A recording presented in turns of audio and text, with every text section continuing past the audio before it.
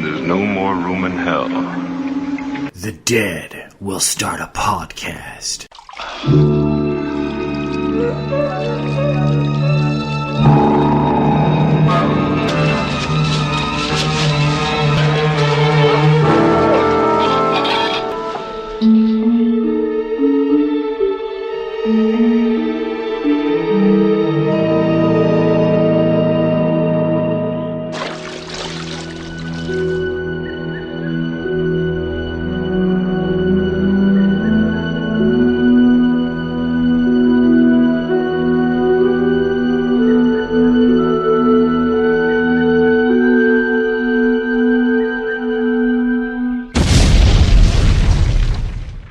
Everybody, and welcome to No More Room in Hell, number 44. This is Mike, and joining me as always, it's Mr. Venom, and I'm looking at Venom on the new Skype background. It looks like it's in beta, and all sorts of new cool graphics and stuff. So, Venom, how are you doing?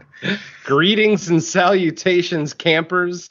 Your counselors for today will be Mike, myself, and Derek. So if you have any questions and what plants not to rub on your private parts, just let us know and we'll take care of that for you. All of them. Yes. All right. And then moving right along to the next co-host, Derek. What's up? How are you doing?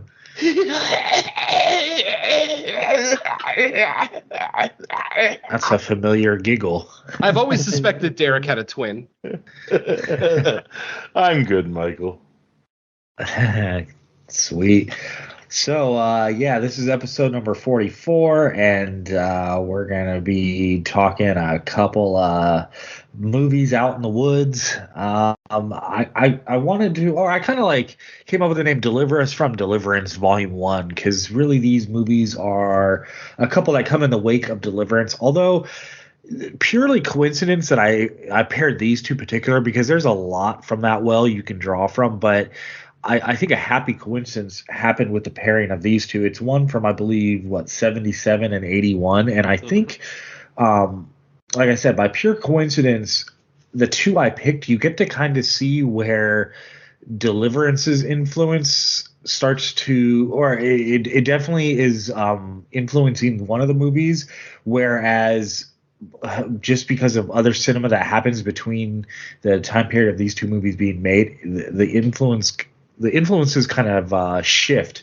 with the second feature, and we'll be discussing them in chronological order, but those movies are Rituals from 1977 and Just Before Dawn from 1981, and that was just kind of like a brief intro into them, but I'll get into much more of why I said all that once we talk our main features.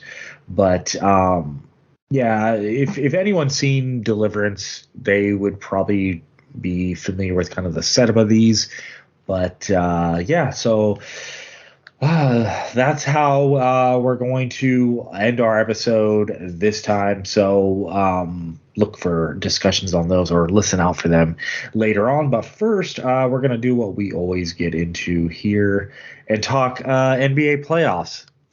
That's what we always do, right? No, I'm just kidding. But the playoffs are going on, and MLB did start, so we're back into sports season again. I guess it never quite goes away, but we're back into the big time sports month of April. But I think I'm the only baseball fan of the cast anyway, and the A's are probably not going to have a good season. So, what's baseball? Yeah. Exactly. Mm-hmm. So I'll have to have a side episode explaining the ins and outs of baseball that probably no one will listen to but me. Yeah, you and Moods can do your baseball podcast on another day. Yeah. All right. What can I say? I was like, do I have anything else to say in the intro? Not really. I did go see Everything Everywhere All at Once. Fantastic movie. Not horror though, so it's I was I don't really have an outlet to talk about some of these non-horror movies at the moment, especially new ones, but that one was freaking incredible. Probably my favorite movie of the year so far. Not taking into account the genre or anything, which really that's kind of a hybrid mix-up of genres anyway. So I'd call it sci-fi overall. yeah, I think that's what's heavily influencing the most. Yeah, I was a little worried because it technically opened last week, I believe, and That's why I saw it. I didn't even see it on like the coming soon categories of like local listings, so I was a little worried, but luckily it opened on more screens this week, so I was able to go and see it, and it was magical, Venom. It was magical. AIDS 4 will not be denied. All right, well, with that, I guess we can get into the official what we watch segment. So Venom, I'll kick it to you first. So what do you got for us? All right. Well, for once, differing from the last few episodes, I actually did watch some new stuff this week that wasn't for Fresh Cuts. So I actually have some stuff to talk about. The first one I'm going to talk about actually is a little bit older. I think Mike already brought it up in what we've been watching a couple episodes ago, but it's one that I wanted to bring up because I was a little late to the party on this one, and I ended up actually kind of enjoying this movie. And this is one of the few Shudder releases that I'm actually very happy with in 2022. We'll expand on that in a little bit. And this is Slapface. This is a silly little horror movie. But let me tell you something. If you've ever been bullied in your life, either by friends at school or family members, this movie is an absolute guilty pleasure. I had a blast with this movie. There is a scene in this movie. The basic premise of the movie is a boy deals with the loss of his mother by creating a dangerous relationship with a monster rumored to live in the woods. So that's a nice brief synopsis on IMDb for that one. But the scene in this movie that sold it to me was probably about halfway through the film. There's a scene where the boy and his proverbial monster, I won't say what it is for sake of spoilers, but where basically they're in the house trashing his house, but they're doing it in such a gleeful way. Like they both have smiles on their faces. There's like a great little jaunty song playing in the score, and just something about it. It's literally the personification of living with your demons. Like if I've ever seen the phrase "living with your demons" put on film, this is it. I absolutely loved it. Like I said, it's not going to speak to everyone. I don't think everyone is going to gravitate towards this. In fact, I've heard a lot of people speak negatively about it, and that's fine. I'm not going to sit here and say it's a spectacular must-watch film. But all I can say is that if you've ever had bullying in your childhood, in your background, male or female, doesn't matter. I would recommend this movie. It definitely has that guilty pleasure sense. It's got that petty mentality to it that of course, anyone who listens to my shows knows that I am vindictive and petty as all hell. And this movie kind of speaks to that. So yeah, that's Slapface. It's labeled here as 2021. It was a 2022 release in the States on Shudder. If you have a Shudder subscription, and you're looking for maybe not quite a shut off your brain, but a movie that still does have a message, but it's not slapping you in the face with it. And even if you don't care about the message, it's a mildly enjoyable movie. I thought the creature design was decent for our, proverbial monster. I'm okay with the ending. The movie it's quietly a good movie. Let's just say that. It's one of those movies that kind of came and went with little fanfare, but I actually enjoyed the hell out of it. So, Derek, Mike, I know Mike saw Slapface since he's the one who brought it up before, but Derek, have you had a chance to see it yet? I have not, but that's good to hear. I'm going to have to check that out. Yeah, like I said, it's like it's definitely not, it's not, rewriting history. It's not changing any, horror tropes necessarily. I mean, it's not the most original thing I've ever seen by any stretch of the imagination, but for whatever it's worth, it just spoke to me. It spoke to me in a way that left me with a smile when the movie was all said and done. I mean, who doesn't like watching bullies get their comeuppance in a film anyway? I mean, that's something that we all, I'm sure, secretly enjoy. So yeah, check it out. And Mike, I know you saw it, so you could probably reiterate what you thought of it. Yeah, I'm going to pull the big swerve on you and say, actually, I think you're confusing that with the movie that I saw, The Seed. I haven't seen Slapface, actually. Oh, I thought you saw I thought you brought Slapface to the table. My bad. Nah, it was the Seed, but they both have an S, so I mean I could see why. Because if you haven't seen the Seed, then maybe when you saw Slapface, you were thinking that's what I said. But potentially, yeah. So the thing is, like, I remember when Slapface popped up on the main feature page, and I think like I was going to, it was one of the situation where it's like, okay, I'll add it to the list of things I need to see, and then it seemed like a reaction to it was kind of like lackluster, so it just kind of got pushed further down the list. But now that more time has gone by, I'm actually now hearing some people actually like it, so I'm like, okay, well now I do need to go see it, or not go, but you know what I mean. Yeah, like I said, it's not the most action-packed horror film. It's not going to blow your mind by any stretch. But if you just go in, especially if you go in a good mood and just, looking for something a little whimsical. I mean, I'm not saying that the movie is whimsical necessarily. It's not a family movie by any stretch of the imagination. Very solidly an adult horror film. But there's a certain whimsy to it because of the kid. And, because of the way that he acts after he finds his, little monster protector, if you will. It just, I found it enjoyable as hell. Like a really sweet little story. You get some people who, get their comeuppance, some people who maybe don't deserve their comeuppance who end up getting them anyway. But blah, blah, blah. It like I said, don't expect much. But if you're, especially if you're kind of underwhelmed with what Shudder's been putting out this year, then I'd say Slapface is worth your time. It's a short one, hour and 25 minutes, so it's not a long watch. And like I said, it's a cute little movie. Aww. We could all use a little cute little movie. My Little Pony. What? All right, Derek, what's up for you? Speaking of shitty movies on Shudder, I watched the movie Death Valley. Did you guys see this one yet? Yeah, we reviewed that one on Fresh Cuts. Man. I'll give a little synopsis for the listeners if they haven't seen it. It's a shittier, low-budget version of Doom. Yeah, I can see that. But shittier acting and no Rock in it. Yeah, we all know what a great actor The Rock is. Hell yeah. So that tells you a little bit of what you need to know for Death Valley. I I think the only thing I liked about Death Valley was the creature design, but that's what I was gonna say. The creature is the best part of the movie. Yeah, that's about it. It's about the only thing to pull out of that movie enjoyable. And it's so generic too. It's like fucking the action scenes with the slow mo. It's like ugh, like that's so like 2002. Yep. Oh man, this movie. Yeah, there's no need to do that in movies anymore. Especially for these types of movies. Yeah, definitely. But yeah, Death Valley, fucking Turd Valley is more like it.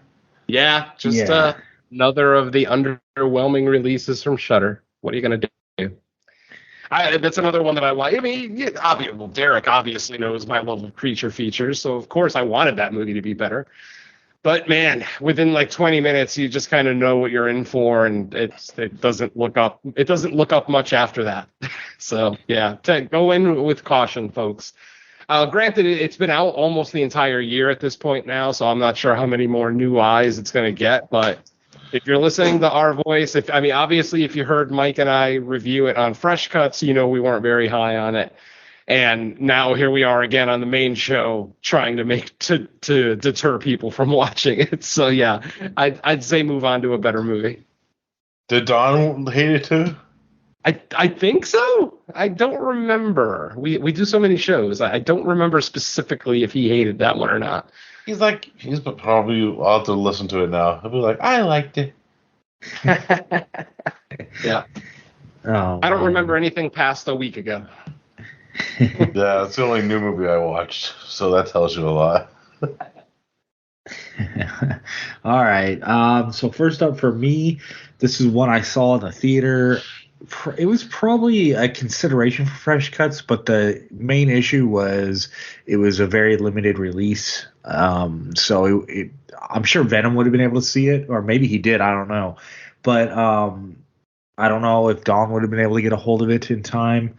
And it's called You Are Not Alone, and it's a witch movie. And some people are calling this horror adjacent. I mean, I would still, I guess, call it a horror movie. It's definitely like drama horror. If you remember when Hagazusa came out and people were kind of comparing it to The Witch, and it falls somewhere like in that category, more Hagazusa though than The Witch. And basically it's a story of it's really like a coming of age story for a witch. So just to kind of set the table, the movie starts out with like an old witch, like obviously she's been around for like centuries probably, and I guess according to the lore in this movie, every witch they get as part of like their witch powers or whatever, they get to like curse one human baby to like raise as like a witch, like their own daughter as a witch. So once they perform that blood curse, then the baby has to live till they're like 16, I think, normal as like a normal person. But the whole process is kind of weird because it's not any lore I've ever heard before. Not that that makes it bad, but it's just, you're kind of learning everything new with this movie. And so then basically when the child turns 16, the witch comes to get her, and it's basically that's kind of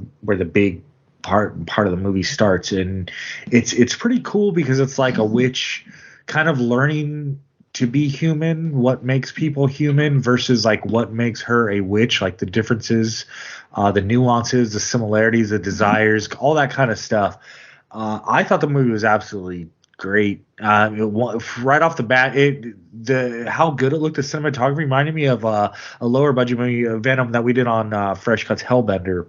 Yeah. To me, one of Hellbender's greatest attributes was just I don't know what kind of cameras they rented or the own, because that family has made other movies, so I don't know if they're always using the same equipment. But for such like a low budget movie, it looked wonderful. And this is another one. This took place like before Industrial Revolution, back in those days, and just out in the nature in the woods. It looks absolutely great.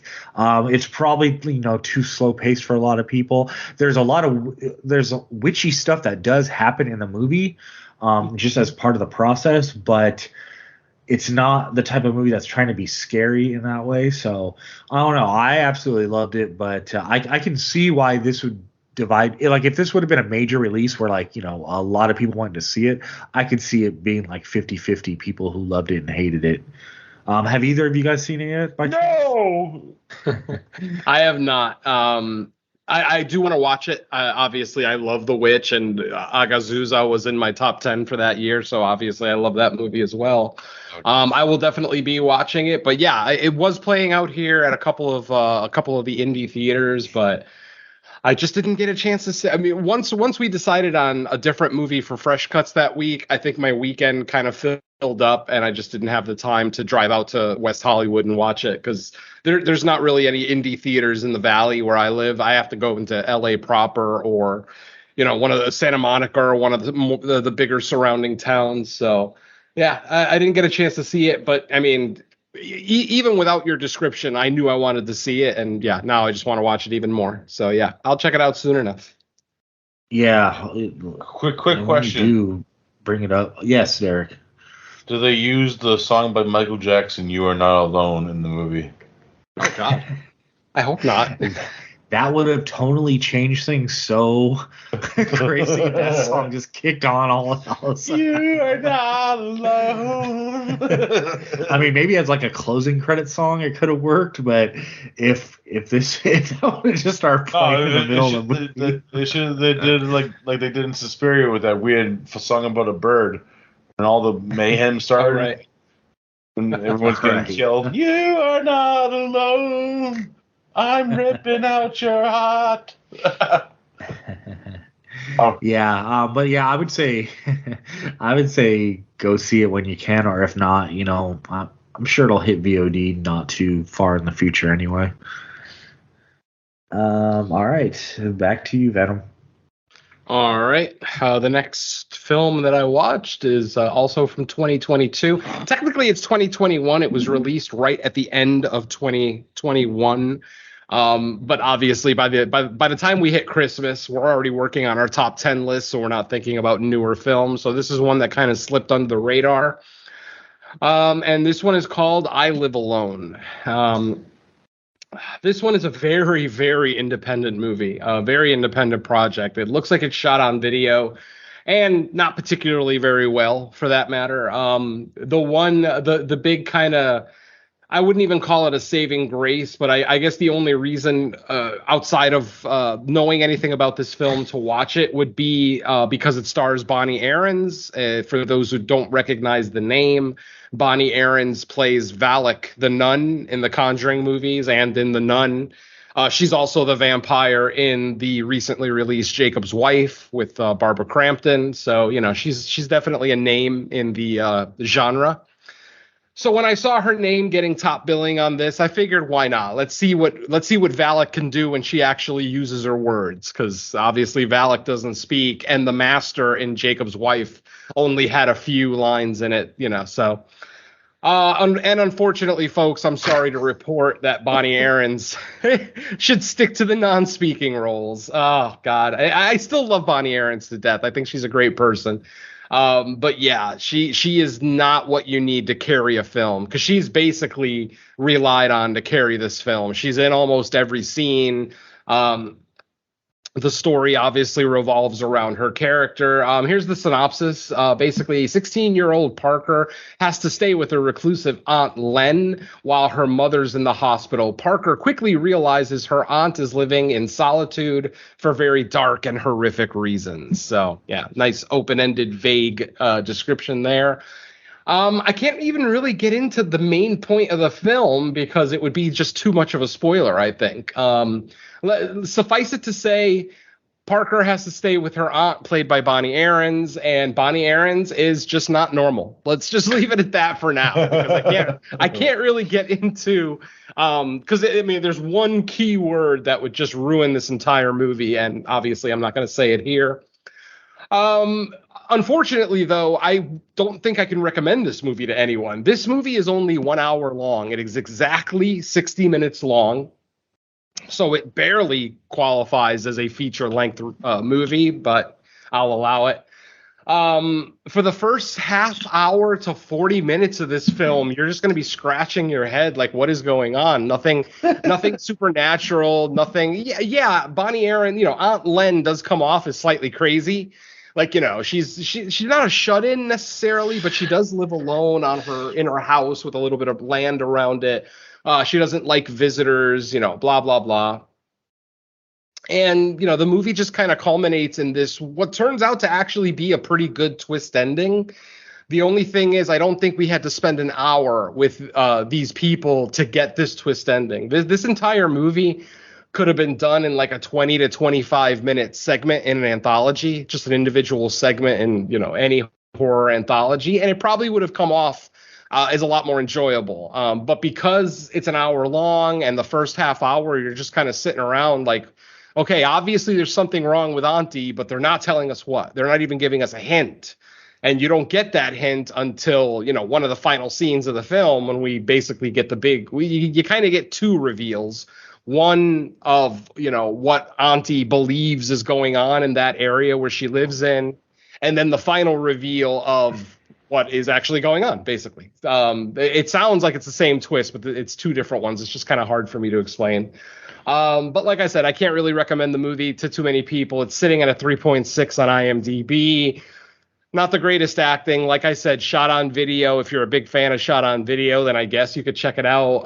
Not really a little bit of gore. There's like one major kill scene in the movie, but the rest of it is fairly implied.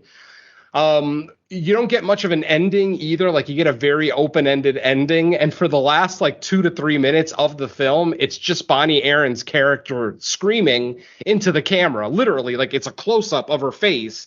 And she's talking about what's been happening and what she believes is happening and blah, blah, blah. And then literally she ends the whole thing just screaming at the top of her lungs into the camera. And then it just fades to black and credits. And there you go. That's I Live Alone 2021. Not great, but not the worst thing I've ever seen either. It's just I can't really recommend this to anybody, even if you're a Bonnie Aarons fan.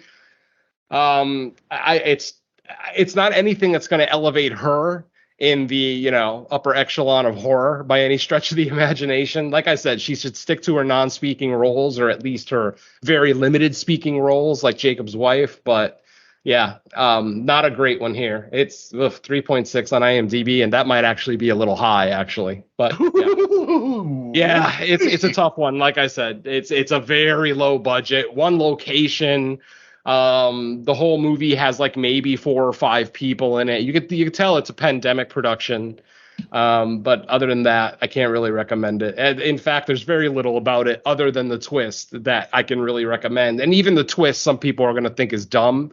It just kind of tickled me a little bit for whatever it's worth. Ooh, it tickled you, huh? Okay, but does Derek have a question about a certain song that could have played during the movie? You are not alive.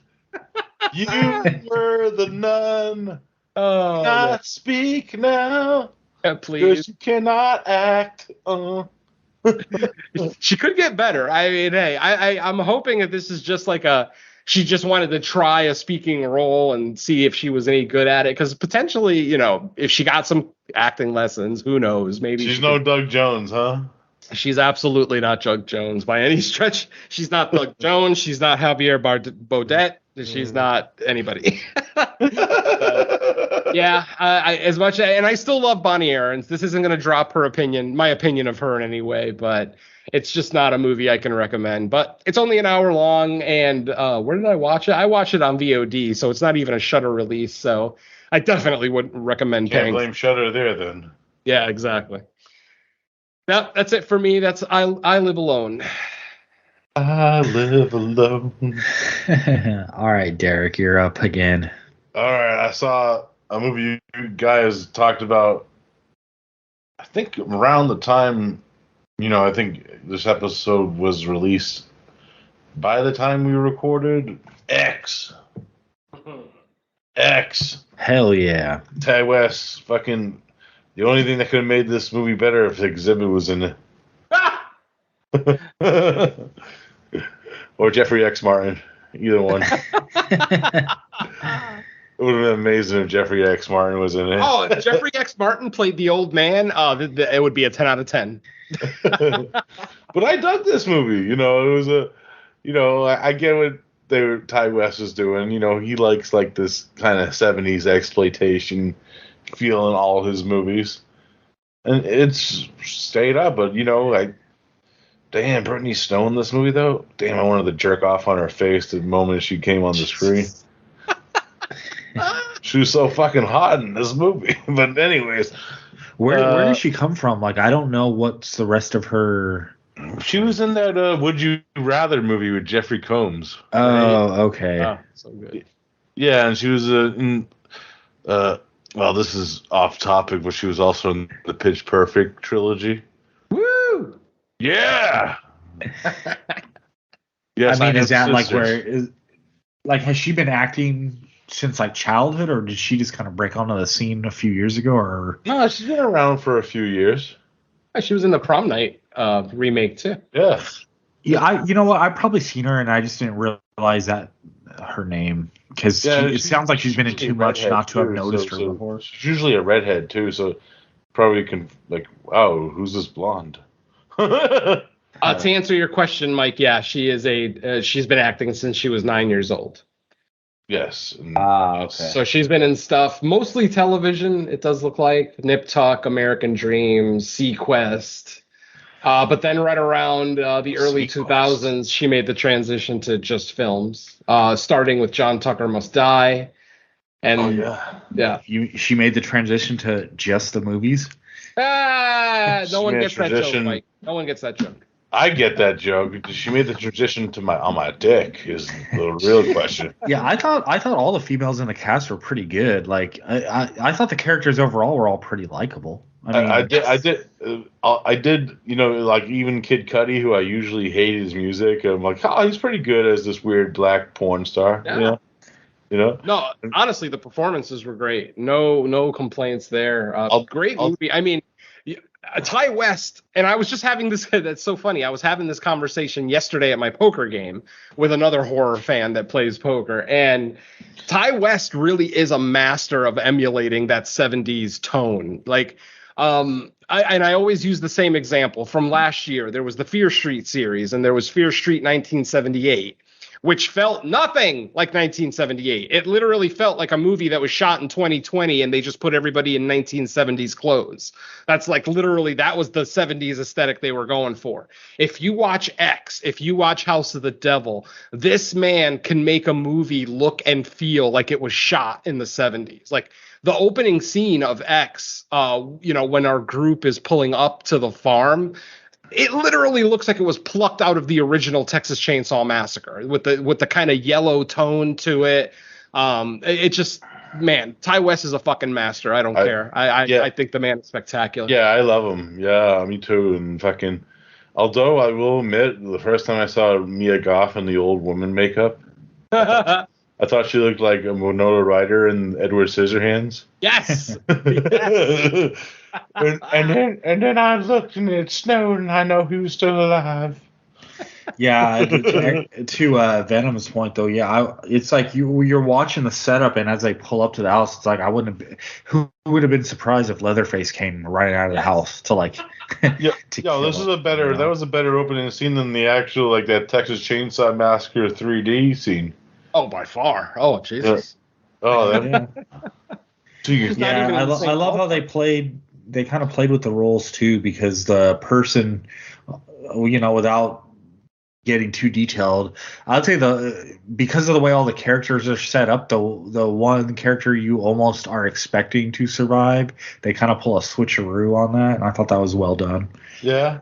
Whenever they're subverting expectations. Yes, exactly. And also, I told my mom about this movie because she has a crush on that dude from the show Virgin River, and he's Wayne in the movie, the main guy, Mia Goth's boyfriend.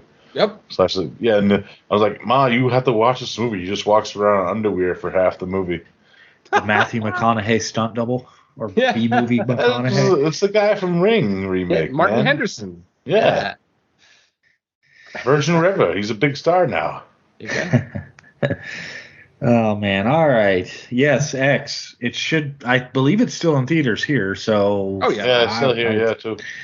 Tell people, because I loved it. It was very fun. Like it's probably the most fun I had in the theater. Well, at least horror wise, yeah, for sure. I will admit though, when I went to go see it in theaters, I felt weird because a couple brought their baby into the movie theater. I'm like, what the fuck are you bringing your little baby in to see this fucking movie where people are getting raw dogged and shit? I had a couple people walk out, and I think it's more because of the sex than anything else, which I don't get, because I'm like, did you not know anything about the plot of the movie? It's called X. Come on. But then again, I guess if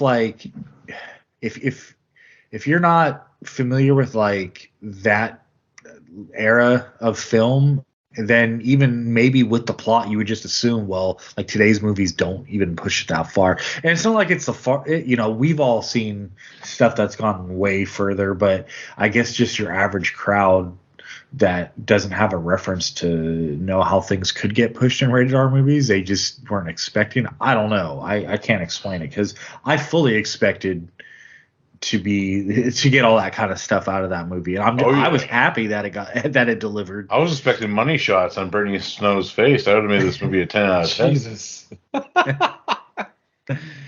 I hope she listens to the show, because she will be happy to know she has a super fan on the. Well, I'm sure she's got many. Derek would only be one of the millions that probably want to come on her. So yeah. I'm not including myself. Please tweet this, Brittany Snow. All right. So for my next one, I'll bring up a show that the season 2 just dropped on Shudder, and they released this, I think, one episode a week. So of season 2 specifically, there's only one episode out, but and that would be Cursed Films. And the first episode of the second season is on the Wizard of Oz, which is famously known for, some of the stuff is famously known for that took place on the set, as well as other things that I'm learning, just set conditions and different, stuff like this still goes on, but especially filmed back then.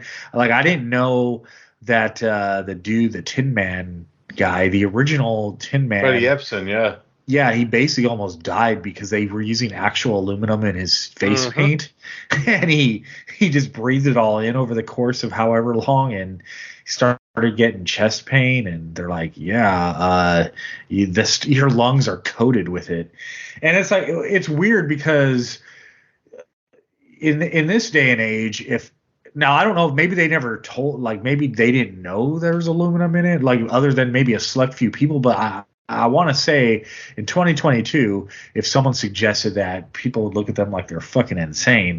What are you thinking? But back then, maybe I don't know if they just didn't know, or if some people did know, or what. Yeah. I can't imagine that they would literally try to kill Buddy Epson. It just doesn't seem no. Well, they just didn't realize that he would inhale, maybe they didn't understand that he would breathe it in through the process. I don't know. They're spraying it in his face. I'm pretty sure they knew he was breathing it in. I'm gonna say they didn't know what was in it. I mean, it's the 20s, for fuck's sake. There was cocaine in Coca-Cola. So yeah. Poppies. Yeah, exactly. It's the era. That era, they, very little scientific research. They just didn't know what we were ingesting half the time. Hell, they were giving kids cigarettes. There were cigarette commercials during cartoons during that time. Not the 20s, obviously, later after television was actually invented. But you know what I mean. Half the Lollipop Guild was chain smoking on when they're finished singing. All right, we're done, Dorothy. Oh, they brought up, I guess they had all the Munchkin Land people, or Munchkin Land actors and actresses staying at one hotel, and of course. Yeah, they made a movie about it. And it's funny because they interview they show archive interviews of one of the guys, and he's trying to half deny it, but not in such a direct way. So you're I'm sure a lot of the stories are exaggerated, but the way he was answering it made it seem well, they were having some fun at least. It's not like Munchkin orgies aren't a thing. Guaranteed they have. Oh my god. Oh yeah, a lot of little hands. Lots of little hands, lots of squeaky little voices moaning. Oh yeah. Sounds like rubber duckies. And you know what? Considering the life that those people had to live back then, God bless them. Party, suck all the dick, lick all the titties you want, do all the drugs you want. God gave you a shitty hand. Do whatever the fuck you want. God didn't give you a shitty hand. He gave him a little hand. Ah! Terrible. Oh, God. Oh, man. But as far as cursed films, though, you guys are familiar with the show, right, on Shudder? Yes. Yeah. I was kind of surprised they started the season with Wizard of Oz, but... I was kind of weirded out. The first, I was like, what? Really? Yeah. I didn't even watch it right away when I saw it. I'm like, Wizard of Oz? Really? Okay. I mean, not to say it can't be a cursed film. Of course it's a cursed film. That's fine. But I thought cursed films was about cursed horror movie sets. But apparently they're spreading their wings in season 2. Well, I think so, because the first season had The Crow, which isn't really horror. No, but most horror... I love that movie, and I know a lot of horror fans do like it. I mean, it's gothic as fuck. I think they're approaching it. I think the way they approach it is the lore about the curse itself is the horror in it, Oh no, and I totally understand that, which is fine. I mean, that's been established now for season 2, so that's what I mean. First season was all horror and horror adjacent, so I was like, and yes, I know The Crow is an action movie, but I hope the comic book was a fucking horror movie. If anybody out there read the Crow comic, it was way more horror than that movie. Yeah, I hope they have an episode on Heaven's Gate now. Fuck it. Speaking of The Crow, did you hear what's his name is supposedly cast? Bill Skarsgård? Skarsgård, the younger Skarsgård. I had to wait till I see it. That's all. I'm not gonna judge it when I see it. I mean, I don't care either way who's cast, because casting news comes out, but You got it. You're talking about a movie that was near perfect. I mean, why the fuck are we on top of the fact that the 90s was the age of grunge and emo and gothic and all that shit? It's 2022. Nobody's emo anymore. Do we need a Crow remake? Really? I mean, well, I just wish, like, instead of remaking it, why don't they just tackle one of the different stories from the comics? Thank you. Yeah. I wasn't even a reader of the comics so much, but from what I've heard, there's multiple different, like, stories with different characters. You don't have to just redo the Eric Draven one. Hey, if it can't, as long as it is better than that Edward Furlong one, then I'm okay with it. Oh god. Well, a wet shit I took an hour ago is better than that movie. And I cry when I watch that movie because Dennis Hopper's in that movie. I'm like, why? I cried when I took my wet shit an hour ago. Me too. My hemorrhoid popped. Ow! Don't even joke about that. It did. I'm not kidding. Ah, god damn it. Ah, you must be standing. I am. Yeah, me too. He's taking a stand. I got my standing desk. I'm ready. I stand alone. You don't stand alone. Non-horror movie. Yeah. So yeah, Cursed Films. Just for anyone that didn't know, season 2 did officially begin. All right. So back to you, Venom. All right. Last one for me is just another Shudder movie that we'll be talking about here in a little bit. This movie is called The Scary of 61st. Yeah. Oh, this sounds promising. Yeah, and if you think it's a stupid title that may turn into a stupid movie, my friends, I think you're right, because this movie was not good. This is a movie, here, let me read the synopsis.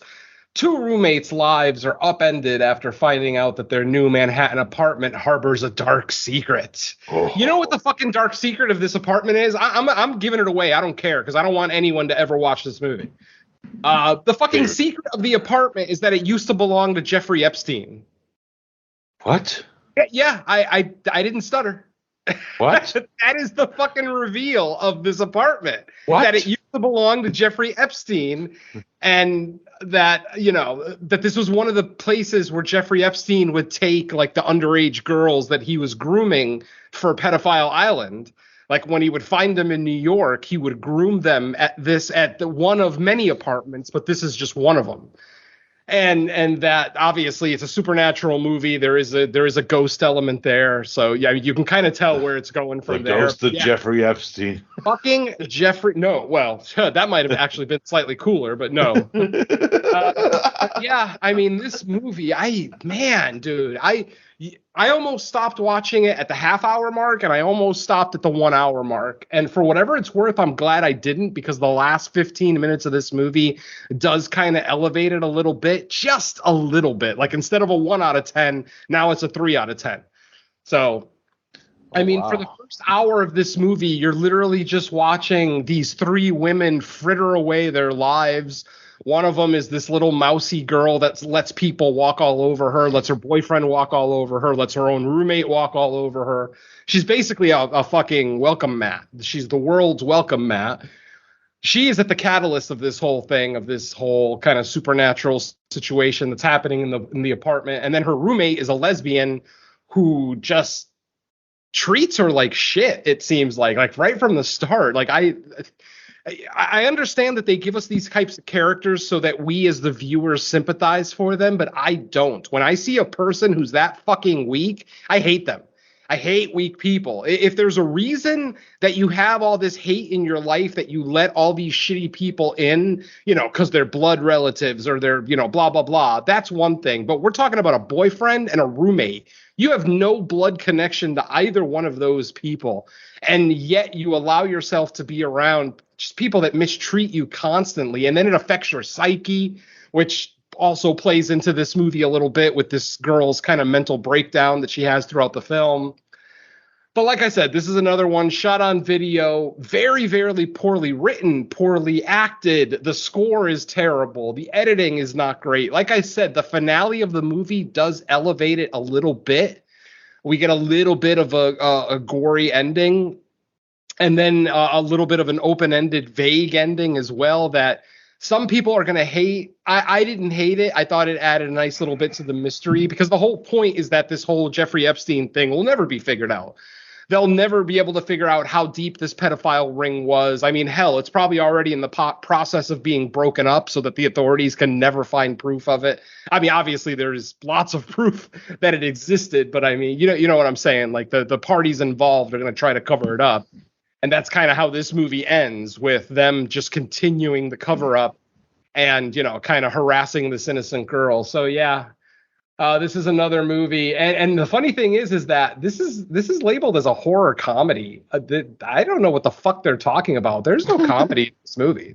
I mean, there's not even an attempt at comedy. I don't even know what they're talking about. I think that's literally a misprint. That has to be a misprint, because this is not a horror comedy in any way, shape, or form. Fucking The Shining is more of a horror comedy than this fucking movie. So yeah. So anyway, the whole point of the movie is avoid it at all costs. It is a 2022 film. For us in the States, it was released at the end of 2021, I believe, in Canada or something. I'm not sure. But anyway, yeah, that's The Scary of 61st. Stupid title, stupid movie. Yeah, and I actually saw it, and there's a reason I never mentioned that I saw it for pretty much every reason that you're listing off. Why didn't you warn us, Mike? What the fuck? Yeah, warn me next time. I wasted an hour and 20 minutes with this thing. Well, the interesting thing is, like, maybe 10, 15 minutes in, I was kind of on board just for the, what's going on aspect. And I was like, okay, they're developing somewhat of a little mystery here.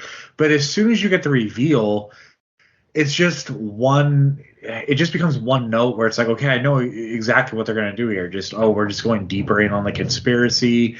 There's no nuance to anything. It's like, of course, everything's now worst case scenario conspiracy, and it just devolves, and it really doesn't go anywhere. And like you said, the last, 10, 15 minutes, there's some interesting stuff going on, but overall, it's just a hard movie to recommend to anybody. Yeah, I couldn't imagine who actually would like this movie. Like, I can't think of anyone. There's not enough gore for gore hounds. There's not enough supernatural elements for, ghost lovers or haunted house lovers. There's no Jerry Epstein for Jerry Epstein fans. Yes, exactly. There's no, 13-year-old girls getting railed in an airplane bathroom. No, I mean, yeah, this movie is just, I literally an hour into the movie, I'm screaming at my television, why the fuck is this on Shudder? But then again, Shudder also has The Spine of Night and See For Me, two more movies that I don't think are horror in any way, but, we might expand on that here in a little bit. But yeah, The Scary of 61st just continues Shudder's awful 2022. The Spine of Chickens. All right, Derek, what's up last for you? I watched the classic from 1976 known as Shadow of the Hawk. Ooh. And this movie stars John Michael Vincent as a half Native American man whose grandfather, who's played by the great Chief Dan George from movies like The Outlaw Josie Wales, as his grandfather, who's pretty much comes to visit his grandson because he has to train him to be the new shaman because there's evil spirits around. And there's this crazy thing where there's this ancient Native American god that's fucking with them as they go on their journey. And, it's kind of cool. It kind of has that supernatural feel to it. And, he goes into the shamanism angle. Now, am I going to say John Michael Vincent's portrayal as a half Native American man good? Yeah. I don't know. I gotta say that about every movie from this time period that casts other non-Native Americans as Native Americans. Mm-hmm. Like Amar Asante and fucking Prophecy. and or Stephen Mock in fucking Nightwing, which is actually the movie that's paired with this. Wow. That's an amazing performance. But it's fun for what it is. It's the 70s. There's a cool scene where they're getting chased by this mysterious black car that has nobody in it. It's on its own. And Chief Dan George actually puts a bunch of soil or thing from his medicine bag on the fucking road. And John Michael Vincent's like, "What the fuck you doing? I'm building a wall." And the car crashes into an invisible wall. Wow. Yeah, it's pretty fun. You know, John Michael Vincent actually fights a bear in this movie. Ooh, like Leonardo. Yeah.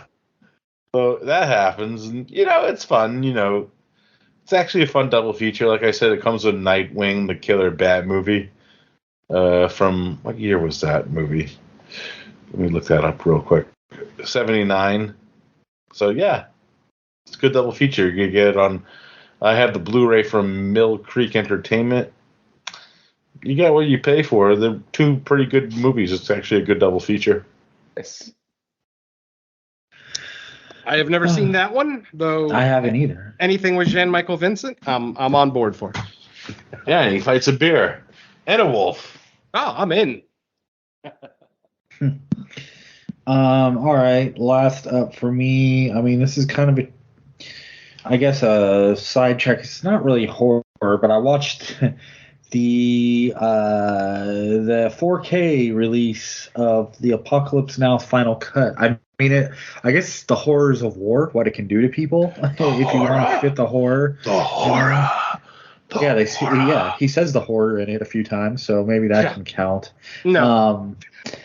But Apocalypse Now, it's one of my favorite movies, period, of all time. I like how it kind of takes the non-traditional route in how it's filmed and how they tackle the subject of war. You know, it's not just a movie about like the battles and on the battlefield and casualties. It's really it's a character study about how it affects various people in different ways, and how some people, you know, they take to war and they're gung-ho about it, and others it just screws them up psychologically. And man, it's just great. I love everything about this movie, and the 4K is beautiful. It was a treat to just watch and listen to it.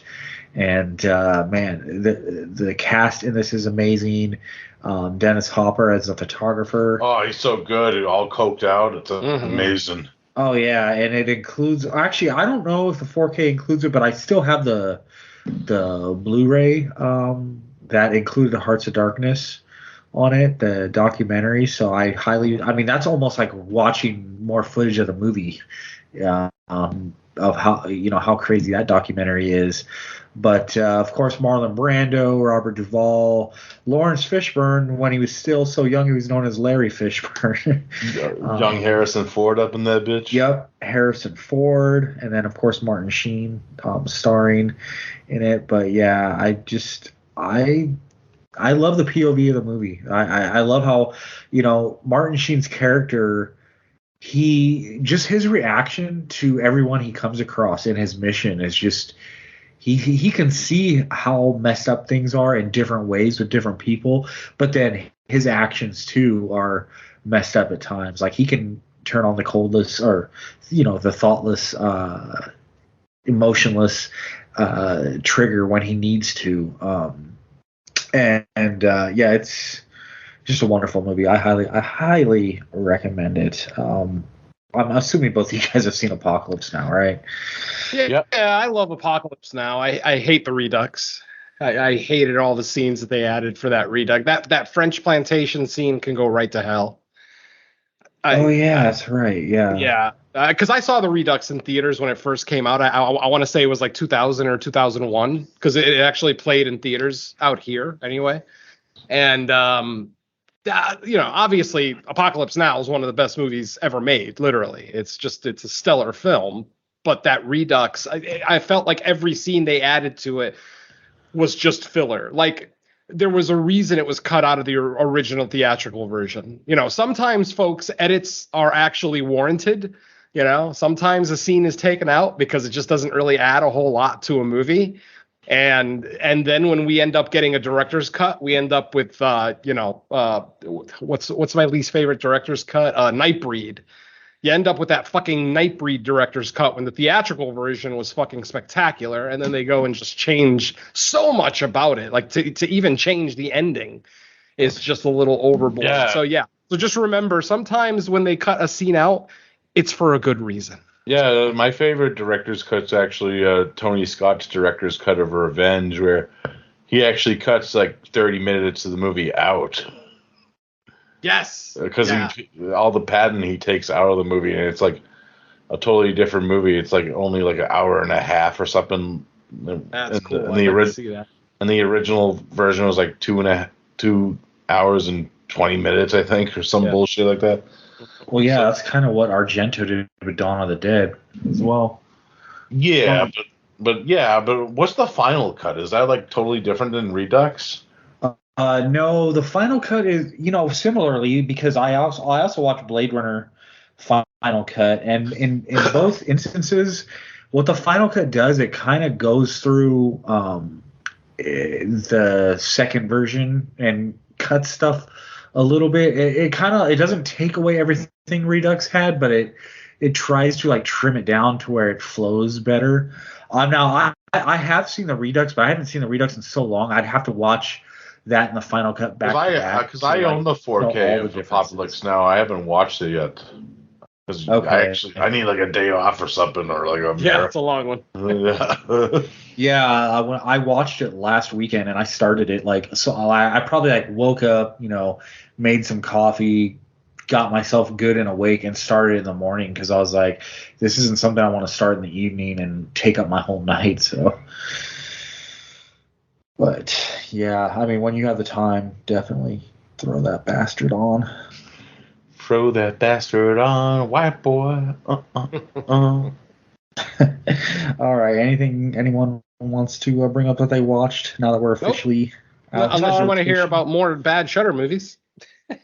No, we might be hearing about that soon, though. If you want to talk about some Robert Altman movies, maybe we could just start the Robert Altman podcast. Those are good movies, though. I know. I just got the Blu-ray of Nashville in the mail. Yes, great movie. Awesome. Yeah. News: Scream Factory started a TV station or like a streaming station. Anyone check it out yet? No. I will be, because I am very interested, but I just haven't yet. Yeah, I was going to before we recorded so I could, report anything on it, but I just didn't get around to it. Is it free with ads, or is there like? I'm not sure. Yeah, I'm not sure either. I got to see like what platforms it's on and all that too. I am interested though, because anything that's going to stream horror will get my attention, at least initially. Is it Scream Factory or Shout Factory? I thought it was Scream Factory. Scream Factory, yeah. Because I just realized I have the Shout Factory app on my Apple TV, but that's it. That's everything Shout Factory. Yeah, well, I wish it was everything Shout Factory. Yeah. It's very lacking in Scream Factory stuff. I still have the Kino Cult app, and that one's pretty fucking good. Yeah, it's not bad for a free app, absolutely. Yeah, it's not like at any one given time, it's not a huge library, but the stuff they put on there, it's worthy of being called Kino Cult. Hell yeah, that's got like 35. It's a lot of out there stuff and art house stuff and experimental stuff. It's pretty cool. Hell yeah, there's like 35 Jess Franco movies where he shows his wife's clit in every movie. Yes, I'm sure. Yeah. Mike, don't think I'm kidding with you. I'm going to pick some Jess Franco in the future. Well, I know. I mean, they have a lot of like the 70s vampire erotic movies, like just like when I'm scrolling down the lineup and stuff. But and that is a free app. For yeah. Dirty Boys, free. Also, we always bring up Robert Englund, but this time there actually is like a legitimate Robert Englund story. They just wrapped up a documentary with him called Hollywood Dreams and Nightmares, the Robert Englund story about his life and career. So we are going to be getting Robert Englund. And what's funny is because I just talked about this, and I thought it had already come out, but I was confusing it with something else he did, I guess back in 2018 called A Nightmare, or no, I was going to say I called A Nightmare on Elm Street, called Nightmares in the Makeup Chair, where they actually kind of, it looks like they did kind of like a quasi makeup job on him because he has like you can tell he has the the rubber pieces on him, but it's not like 100% movie ready, but close enough. And they just kind of interview him while he's getting the makeup put on, and then looks like he does like a panel or something. But this that's when he was like probably when he was doing that thing where that Goldberg's. No, not the Goldbergs, when he did like that photo op thing with the convention, where it was the last time he was going to wear the makeup at the convention. That might have been true. Yeah, you might be right about that. Probably. Maybe they just filmed for that. Yeah. That makes sense. But this new one, it's a documentary on him, and a lot of familiar people you'd expect that are going to be in it. Lynn Shay, Heather Langenkamp, Arnold Schwarzenegger. Looks like Bill Moseley, Tony Todd, Eli Roth listed, Lance Henriksen. So we'll see. I mean, I'd be interested. He's always, I've seen him at a couple conventions now and just interviews with him in general, and he always comes off as a pretty cool guy. And he has a lot of good stories. Like, you would think because he's so genre specific with most of his career, he would tend to, just know people in or around that genre, but especially from his earlier days in Hollywood, he has the famous Mark Hamill story, but just he has a lot of people that he knows and is friends with, and lots of good stories from the 70s and 80s, just being a struggling actor in Hollywood before he landed at that role. So I'll be looking out for that. Well, like his first movie, ironically enough, we just mentioned John Michael Vincent. It was the Buster and Billy movie with John Michael Vincent. What else do I got? I grabbed Tony Hawk 1 and 2 remastered. Oh yeah, that sounds exciting, Mike. It's horror. Well, watching me try to play it like I did when they first came out, it's a horror show for sure. When I can't do simple freaking grinds. Pumping grinds. I don't know. I don't really have much news. Do you guys have anything? No, nope. I don't have any news. I'm sorry. That's okay. It's not like you're in charge of news or anything. So sure. Next time, just remind me. I'll try to look for some stuff. It's been a pretty slow. I mean, I did check out a couple of sites yesterday. It's been a pretty slow couple of weeks. Yeah, and that's the thing. It's like, it's not that there's no quote unquote news out there, but it's like the more I scroll stuff, the more I'm like, I don't even want to care to talk about a lot of this stuff just because it's not conversation worthy. Yeah, the only thing I was excited about was the Cat People remakes getting a 4K, so I get to see Natasha Kinski's titties in 4K. Derek has the interests of every 15-year-old at heart. Yeah. He's keeping the youth alive. Keeping that 80s mentality going. Yes. Incest kitties in 4K. All right. Well, with the absence of much news to talk about, I'm actually going to kick it to Venom because Venom brought up a burning question topic. Play that music, Mike. It's fine. Oh, it's fine. All right, Venom. What is our topic? So, it is now April 10th as we record this. We are now officially a quarter of the way through 2022. And we were noticing, obviously, with Mike and I doing fresh cuts, reviewing the newest movies that come out in the genre every single week, we do tend to notice trends in streaming apps and things like that. When we see like maybe Netflix might not be having a strong year in horror like in 2021, even though they did do the Fear Street trilogy overall, it was kind of a slow year for horror on Netflix. Hulu's never really a big player in the horror game. And then over the last couple of years, we see apps like Tubi kind of jumping in, the free apps that are providing us with a lot of like forgotten horror and even some new stuff. Like Tubi will actually get stuff the week of release in some instances. So, but what I wanted to talk about was our favorite horror streaming app, and that is, of course, Shudder.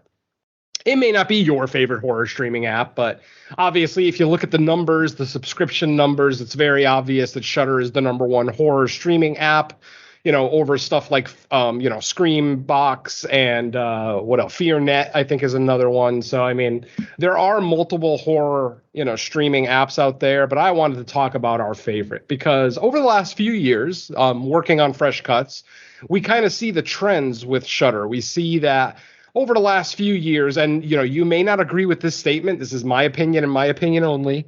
But over the last few years, Shudder's been having some pretty good years. I mean, last year they did the VHS movie, which ended up in my top 5 for 2021. And then just various other examples of great films that they've been putting out.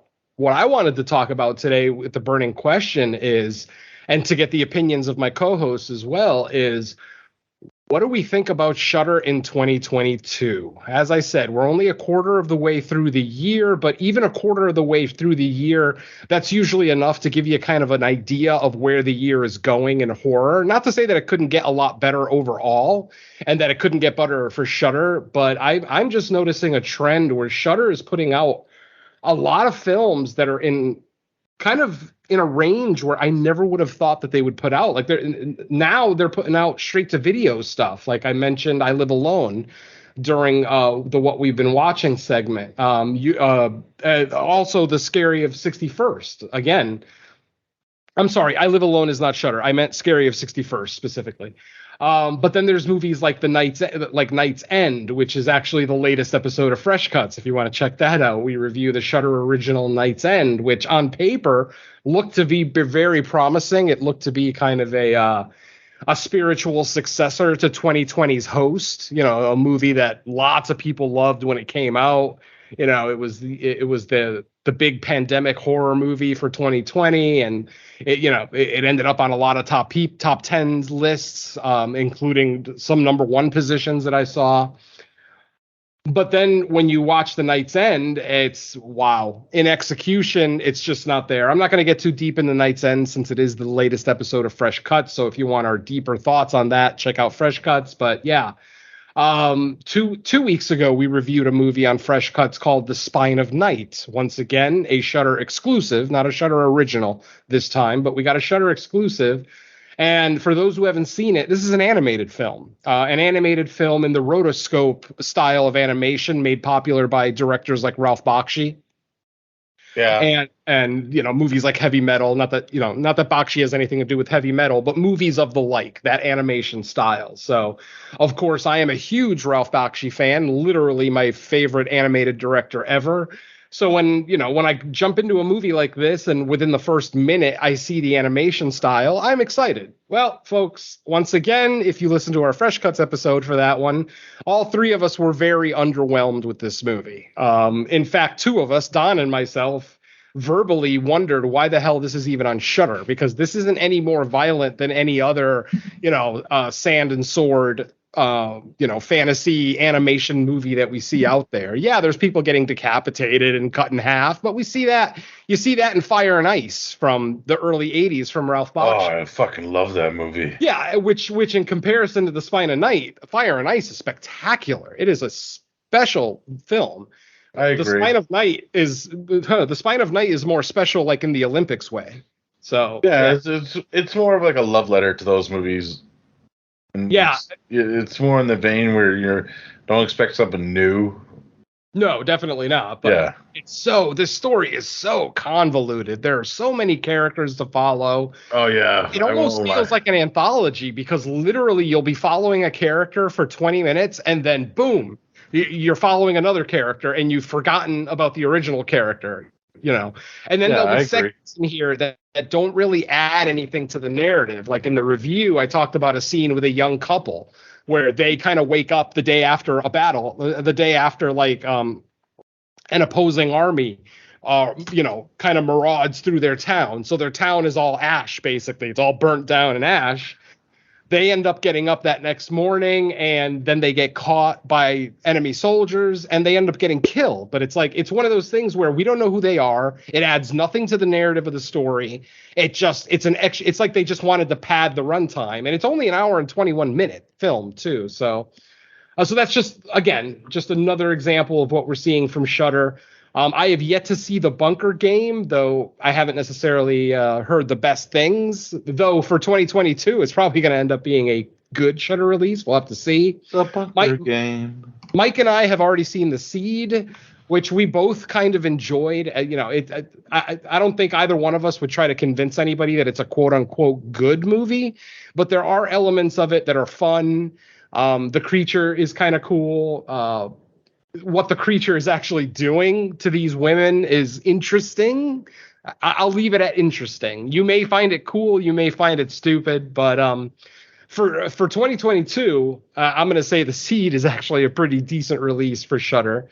And then, honestly, the only movie that I can really say without a shadow of a doubt, at least in my own opinion, has been a top-notch quality movie is going to be Hellbender. Hellbender, another film that we reviewed on Fresh Cuts. Hellbender is actually very close to the top of my list for 2022. Obviously, I'll review that list at the end of the year, so it may not stay up there. But as of right now, it's pretty high up there. You never know. It's just, for anybody who hasn't seen Hellbender, it's just a very isolated witch movie, just a mother and daughter kind of going about their daily lives in an isolated area. The daughter ends up making some new friends, and the story just kind of goes on from there.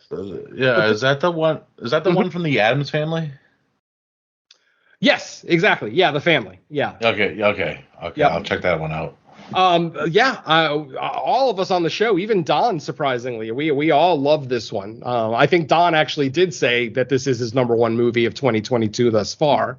So yeah, Shudder is still, this is a Shudder original. So Shudder still knows what a good film is. It just seems like either their resources have dwindled and they're just not able to get as many projects in. Maybe they're not able to buy as many films. Like, obviously, the Shudder originals are Shudder productions that they're paying for, but then the Shudder exclusives are the ones that they're picking up, like at film festivals and things like that. So, like when they got Jacob's Wife at Fantastic Fest a couple of years ago, and then aired it this year, or end of last year, I should say, on Shudder. Do you think part of it's because they're getting into like the bigger distribution game too, where they're grabbing rights to movies that they don't automatically throw on the app right away, like it seemed like they used to? Because I remember when I first got Shudder, like I even consider myself late to the Shudder game compared to some people, but when I first got it, they had that festivals category on the collections menu, which they might still have, I don't know, but it seemed like back then, like when I would scroll through that, there was like a lot of good festival stuff, like stuff that was worthy of being on even bigger platforms, but just probably never got a look. And Shudder was snatching them up relatively quick and throwing them on there. It's just that you had to actually go to that section because they wouldn't always show up on the what is it, the new feature or main feature scroll at when you first boot up the app. But it seems like and it's not even this year. I would say it's like at least going on a year now. It just seems like they're not getting. It's almost like instead of that, they're just getting like poor quality stuff like in its place. And I'm wondering if it's because they're looking for other avenues of revenue, and maybe they're thinking, oh, well, if we're going to be buying the rights to these movies anyway, let's see if we can get them out there in other ways that bring in money before we throw on Shudder. Because I have noticed a couple articles before where it's like, oh, Shudder buys exclusive rights to so-and-so movie, which they will like put on like a paper VOD or some type of distribution, and then it'll hit Shudder like later this year, and it's like, wait, what? Well, I was just confused when you guys first did Spine and Night to begin with, because that's been out for actually a few months now. Oh yeah. It just hit Shudder, so it was new to us. Yeah. It was like, because I know it was released by their parent company, RJL Entertainment, which, they actually have a deal with. That's actually the company that releases a lot of Shudder's movies on Blu-ray and DVD. So what I'm thinking is maybe some of these movies are just regular RJL Entertainment movies that, hey, Shudder, if you want us to keep putting your movies on Blu-ray, put this one on your streaming service. See how it does. Yeah, Well, yeah, I'm that just too. And then you start seeing Shudder stuff show up on AMC, like Creepshow, and I want to say maybe even the first season of Cursed Films. I'm not sure if it was that or something else that like all of a sudden AMC's airing it. I'm like, well, if they're starting to have a bigger partnership, I'm like, hey, AMC, start throwing those funds Shudder's way to let them get like bigger stuff, especially original content. yeah.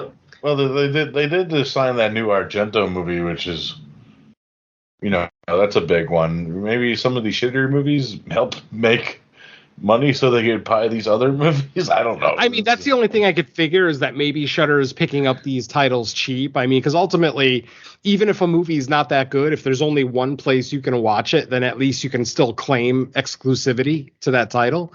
Yeah. Even if it is a movie that's not very good, like a Scary of 61st or something. I mean, yeah, it may not be a very good film, but if anybody wants to watch it, you got to subscribe to Shudder. So that's probably their mentality with picking up some of these lesser known and hopefully cheaper films. Because, like I said, some of the ones that they've put out this year are just not living up to their standards. Now, I did do some research trying to find out, like, maybe they got a new curator.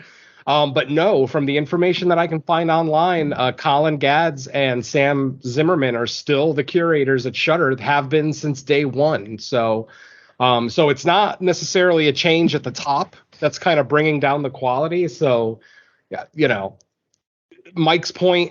Mike made a couple of points actually that make sense. There's potentially other reasons. Maybe they spent so much money in 2021 and 22 that they're kind of maybe their budget so much money in 2020 and 2021 that maybe their 2022 budget is lacking. That's always potentially a possibility. They did get Jacob's Wife, which was a rather big release that year. That can't imagine that was cheap to get the exclusive rights for that one. But I mean, like I said, I did some research and I can't find anything glaring online that shows any kind of change in management at Shudder or any kind of change in budget or how much they're spending. So honestly, this burning question is really more for my co-host. Like, what do we think is happening here? Because I mean, I love Shudder. I absolutely love Shudder. I was one of the early adopters. I think back in 2015.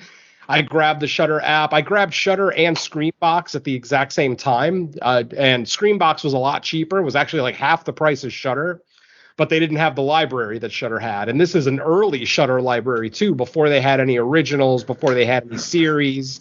It was basically just the staples of horror, the Friday the 13th, the Halloweens and whatnot. And it was still a better app even back then. Now, with all the original content, original productions, the return of old favorites like Creepshow, the series, I mean, it seemed like in 2020, Shudder was almost unstoppable. And like I said, this isn't necessarily a commentary on their business practices. Like, they might be still making more money now than they ever have. That's not necessarily my concern. My concern here is the quality of the content that they're giving us. The fact that in the first 3 months of 2022, they've already given us like 2 or 3 shot on video films that are just not very good. And, like I said, I'm not saying shot on video in and of itself isn't good. There's plenty of shot on video that is watchable, that looks great and fun, but they're just not finding it this year. I don't know. You guys got anything else? I mean, yeah, I'm wondering too if I think we're seeing, and it's not a brand new shift. I think it's over the last maybe even 5 years or longer. Is we're kind of seeing a shift in VOD platforms where they're really starting to use original content to bring people in. It's not so much the library, and I think that's one disadvantage Shudder's always had. It's because it's not like they don't have any original content. Obviously, Last Drive-In, which comes with some name value because Joe Bob was known, before Last Drive-In. They have Creepshow. There's some like other stuff. They did the Elvira special, but when it's like when you look at the bigger platforms like Netflix or just Prime, Apple, Hulu.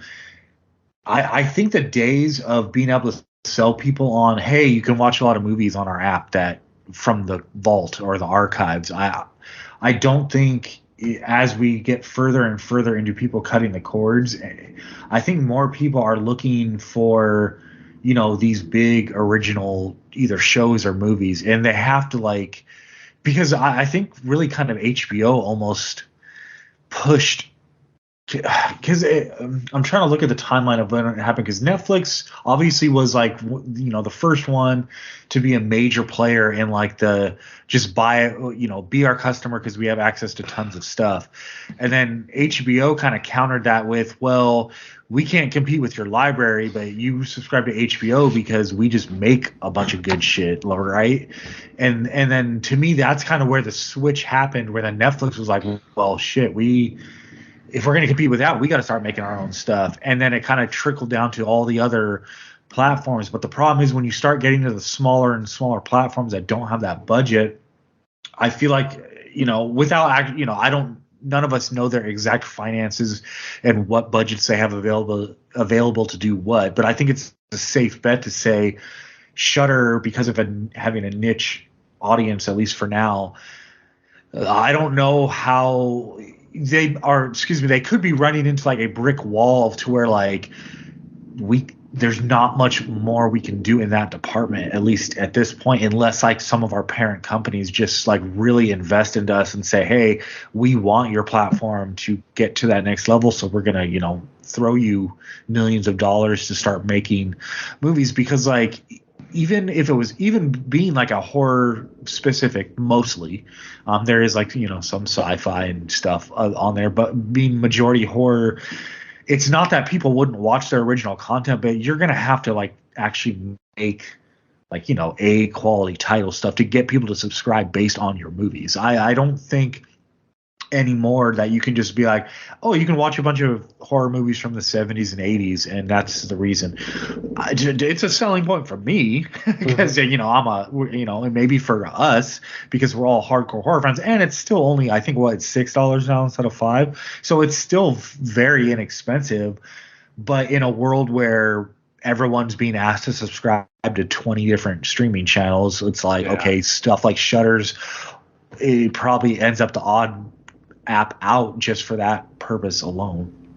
I mean, that's kind of how I square it in my mind.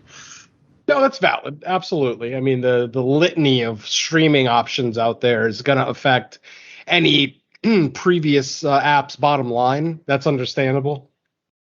Yeah, because and to me, it like even goes beyond Shudder, because Shudder's not the only app that kind of falls into that, because there's other apps I have that I barely even ever open, and a lot of the reasons I got those apps was because they made a show to launch with, and it was like, okay, that's a good show, and then they haven't really done a lot since that interests me, and because I rarely go to apps anymore because just to like browse, right? Mm-hmm.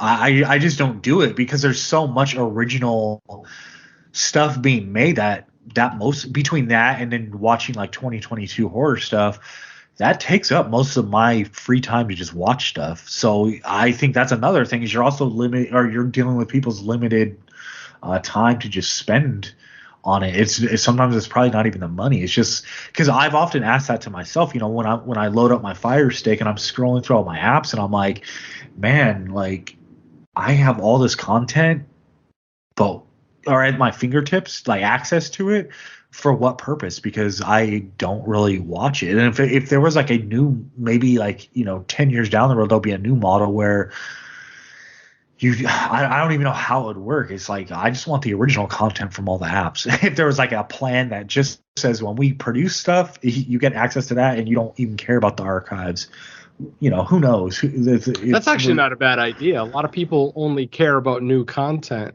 Provide a new content membership that's a little bit cheaper than the standard membership. I could see that working. Yeah, and that might also play into all the people that still collect physical media too, because I'm willing to bet that people who continue to collect physical media, having access to these archives isn't as big a deal to them too, because they have, some of our friends in the community have thousands of movies that they can go watch. They don't need the apps for that anyway. I mean, honestly, one of the movies that we're talking about today is the first non-new horror movie I've watched on Shudder probably in 6 to 9 months at least. You know, I don't go back because like you said, I actually am a physical media guy. Any movie that I would consider a favorite or an all-time favorite, I'm going to own. There's no reason not to. Yeah, Shudder is great for the occasional movie that maybe I never deemed worth spending $20-$30 on to just watch, you know, every couple of years or whatever. But my favorites I already have here. The stuff that I'm more likely to watch, I have here. So literally, yeah, for this review was the first time I watched a non-2022 movie on Shudder. Definitely this year, but going back into last year as well. Oh, yeah. But, I mean, at the same time, too, I mean, it's kind of the casuals that something like a Shudder is going for. Somebody who loves horror, but maybe isn't a media collector. I would imagine that would be their target market, someone who's actually going to use the app daily. But honestly, yeah, I mean, I think it's a double-edged sword there too, because it's like, it's like the hardcore horror fans. How can I explain it? So, yes, you want to appeal to them, but the problem is it's too niche of a group to really advance your business model. But the flip side of that is a casual horror fan gonna get Shudder, and you know, there might be 2 to 3 movies that look interesting to them, and when they start seeing all these, like, you know, 70s giallos on there, they're gonna be like, what the hell is this? I don't want to watch this, you know, like, because it's the same thing. Pieces? Right, it's the same thing we run into when people are like, recommend me a horror movie, like, what do you like? And it's like, well, I can't recommend you 90% of the stuff I like, not because I'm embarrassed, not because I don't think it's good, but I know, you know, if you know the person you're recommending it to, it's like, why would I recommend this thing to you when I know you're just not going to like it or have, you know, nothing good to say about it? So I think that's another thing they run into with when casual people might get Shudder for a month or 2 or something, you know? Sure. Yeah. I don't know. What are you going to do? So in summer, we solved no issue, but we have... Oh, no, nothing's getting solved. Honestly, for me, it's very hard for me to actually watch Shudder because I still have it on Chromecast. I actually had to unhook a cord from my TV and plug my Chromecast, and anytime I want to watch Shudder, because I have a streaming TV, but there's no fucking app for it to download on my TV. That's fucking annoying as fuck. I had to download it on my TV because the Shudder app still isn't available on PlayStation 5 or Xbox Series consoles. So I have to have it on my TV. It was on the older Xboxes, right? Just not the new one. It was on it just wasn't on the new console. So when I bought the new okay. Like, can we just have like an app for everything that could download an app? What the fuck? One more Shudder? time? I'm sorry. Say that again? I was just gonna say, can we just have like a thing where we could download the app on every fucking device, Shudder? Too much licensing. Yeah, I don't understand because it's all like licensing. Venom was saying, it's not on the new Xbox, but it's never been on any PlayStation, and I don't get it. I'm like, it's just a movie streaming app, right? It's not like some weird new technology that is unheard of for. It's a matter of how much Sony's willing to pay for it. I mean, that's got to be it. Yeah. There's another app that I use, NHK World Japan. It's where I watch all my sumo wrestling. That one's not available on any consoles either, even though it's available on every streaming like device, like an Apple TV or a Fire Stick. But yeah, no PlayStation, no Xbox. So I mean, it's all licensing. It's all a matter of who the third-party manufacturer thinks, you know, is going to tune into this app. Like if Microsoft doesn't think they're going to get thousands of people watching a Japanese app on their service, they're not going to pay for it.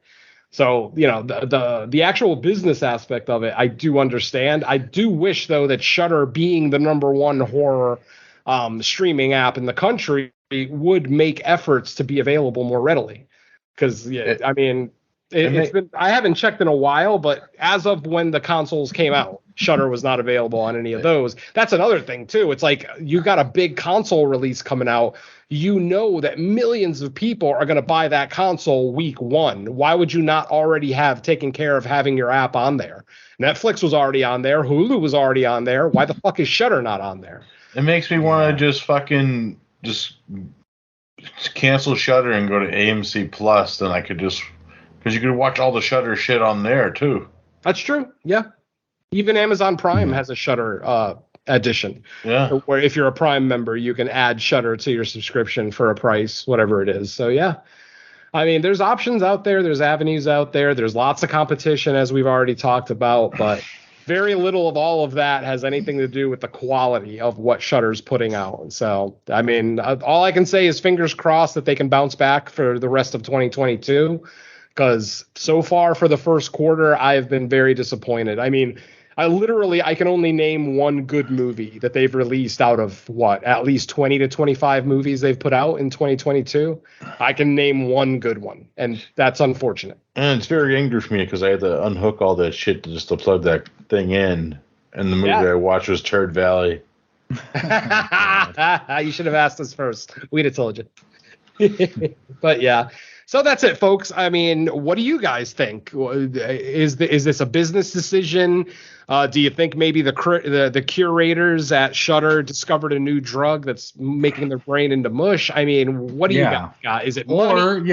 Or if you're like the opposite of what it sounds like we are, where you actually do subscribe to Shudder for the archives, then let us know that too, because I'm sure there are people out there that are hardcore horror fans and maybe just haven't seen a bunch of like what's available on there. So maybe to them, it's like that is a big reason they subscribe. Yeah, absolutely. Let's watch and pizzas now.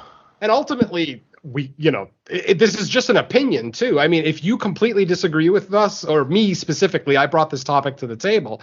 If you think I'm completely off base and Shudder actually is still releasing good stuff, that it's just my fickle ass that doesn't seem to like a lot of it, let me know. I mean, please join the conversation. Shudder, Twitter, wherever you can find us, and let us know what the hell is going on with Shudder. And if either of the curators, by any freak of nature, are actually listening, please realize that I do still love your service. I'm just worried about the future when you have a 3 to 4 month stretch where you've only put out one good new movie. It's concerning is all. So.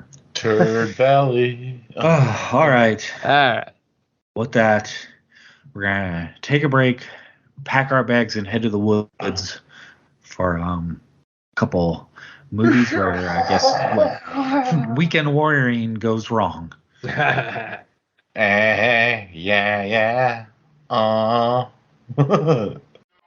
Yum, yum. It's time for a tasty and refreshing snack.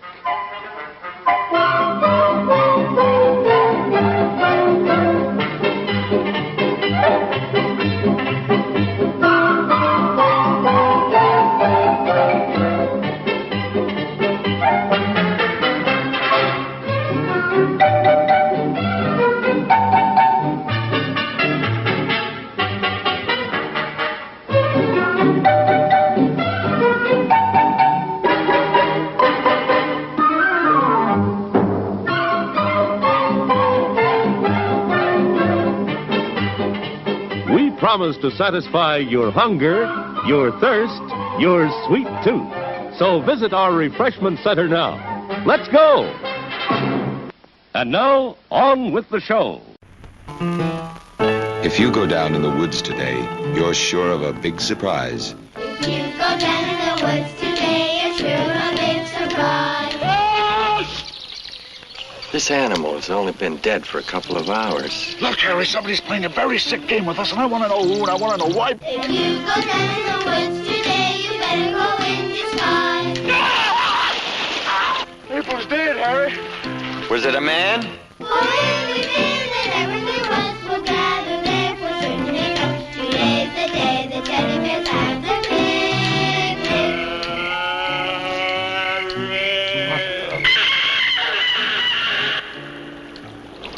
We're in the middle of nowhere, Mitzi. No one's gonna help us. Hey! What is it happening to us? Somebody has stolen that boots! Why would anyone steal 5 pairs of boots? Get off it, DJ. Look! 2 months ago, I sent everyone Xerox sheets of what I would supply and what you were to bring. You were to bring extra shoes and your toothbrushes. I supplied everything else. 5 doctors on their annual ritual, just trying to have a good time. But this is the year they should have stayed at home.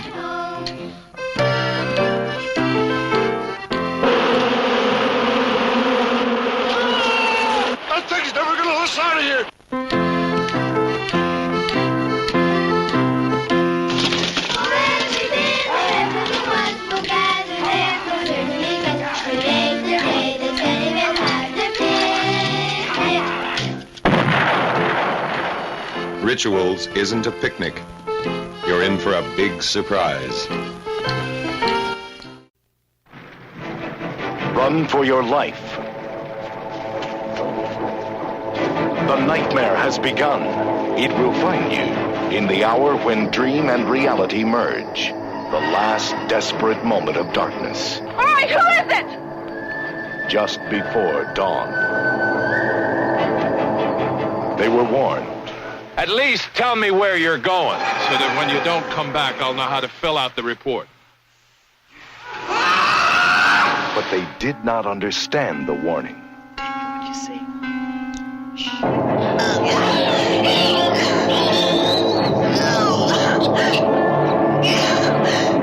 They came to the mountain for adventure and escape. What they found was a trial which only the strongest could survive.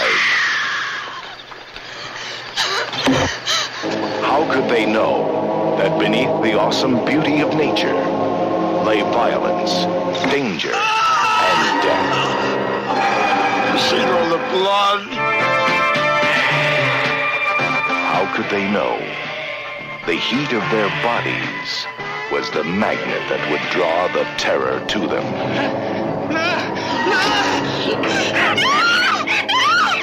No more devils. No more nothing out there. Just God's little creature. You saw them kids? I seen him. Down my leg, I see your kid. Had a good mind to just let them have their due. Just before dawn, they will cry out. Just before dawn, the demon lives.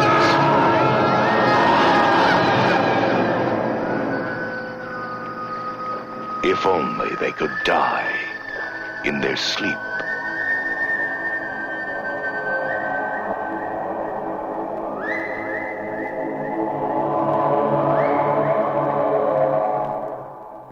All right, we have set up the campsite in the woods. Hopefully we are not murdered before the end of the episode. So let's get into our movies.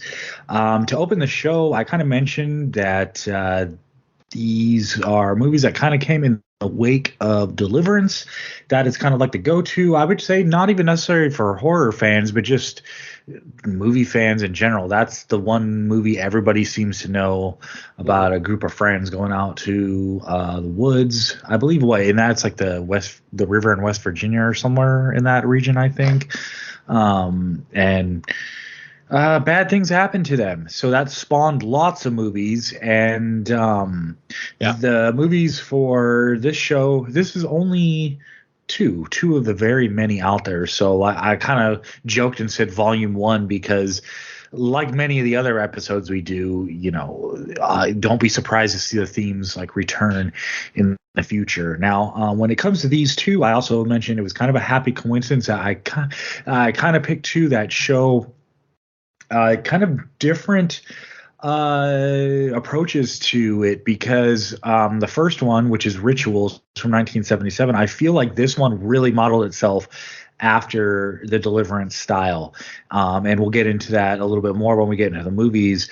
Whereas the next one, because it came out, I looked it up in December 81, the kind of subgenre had seemed to mold itself more to like the slashers that were coming out at the time, even though it does kind of follow like the group goes out to the woods, but it's a different kind of group and a different kind of movie. It just is more setting wise. It's like it can fall under the Deliverance umbrella, I guess. Yeah. But we'll get into that when we get to that movie a little bit more. But so first up is Rituals. Short and sweet synopsis here on IMDb. 5 doctors on a wilderness outing are stalked by disfigured, crazed killers. This is listed as that's already wrong. It feels like that someone just applied that to like every movie in this subgenre, because that's so vague and not even correct. It's listed as adventure, thriller, horror. Stars Holbrook, Lawrence Dane, Robert Gamble. Who else is in this? Other Canadian people. Yeah, lots of Canadians. Rituals. I'll say for myself, this This one definitely did feel like they wanted to follow a lot of takes from Deliverance. However, in a movie like Deliverance, it kind of felt like the struggle during the movie almost brought them together in a way where this one, their friendships, the ties in their friendships kind of fall apart relatively quick under stress in this one, where it's like, you start questioning, were these guys that good of friends to begin with? Because they don't handle the situation very well as far as the bond with them goes. A lot of familiar stuff happens in this if you see movies from this subgenre. And then it kind of ties, we figure out why they're being stalked and by who and what exactly is going on. And it felt like, they try to offer a little bit of subtext. I've read that some of you can take it as allegories from like returning from the war or effects of the war on the mind, all that kind of stuff. But for now, let's go around and see what people thought about Rituals if it was a first time watch. So Venom, I'll start with you. First time or not, and what did you think of Rituals? This was a first time watch. I had never even heard of this film before. In fact, I thought they were talking about, when you said Ritual the first time, I thought you meant Joko Anwar's Ritual, which doesn't seem to fit the theme that you're going for. So I knew it had to be something else, and then I looked it up and saw it is a 1977 film starring Hal Holbrook. So yeah, first time watch, and you know what? I walked away absolutely loving this movie. This movie is legitimately great, and it's got to do with performances only. These performances, is specifically from Hal Holbrook and Lawrence Dane, these are some stellar performances. Like they run, it is a literal tour de force. Like they are running the gamut of emotions, of just everything that could possibly happen on a camping trip, both good and bad, and how they're dealing with it. Like Mike said, this movie really is a story more about how friendships break down under peril. Because honestly, when I was done watching this movie, the Crowley brothers are almost secondary in this movie. The Crowley, the antagonists of the film, Jesse and Matthew Crowley, they almost don't even need to be there. I mean, obviously they need to be there because they're the ones that are the catalyst for all the bad luck that these campers are having. Somebody throwing a beehive at them, things like that, stealing their boots. Obviously, these are intentional, pranks, if you want to call them pranks, but these are intentional attacks towards these doctors that are out in the woods.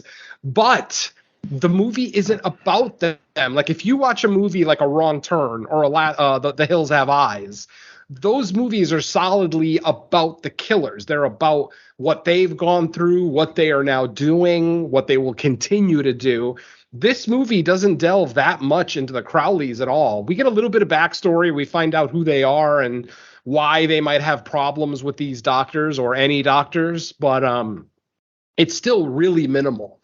But like I said, the beef of this movie is in these relationships. It's in these five men who are out camping, trying to get away from it all. Apparently, this is something that they do every year where one member of the group takes turns every year deciding where they go. Very similar to 2018's The Ritual. Go figure. It's similar titles.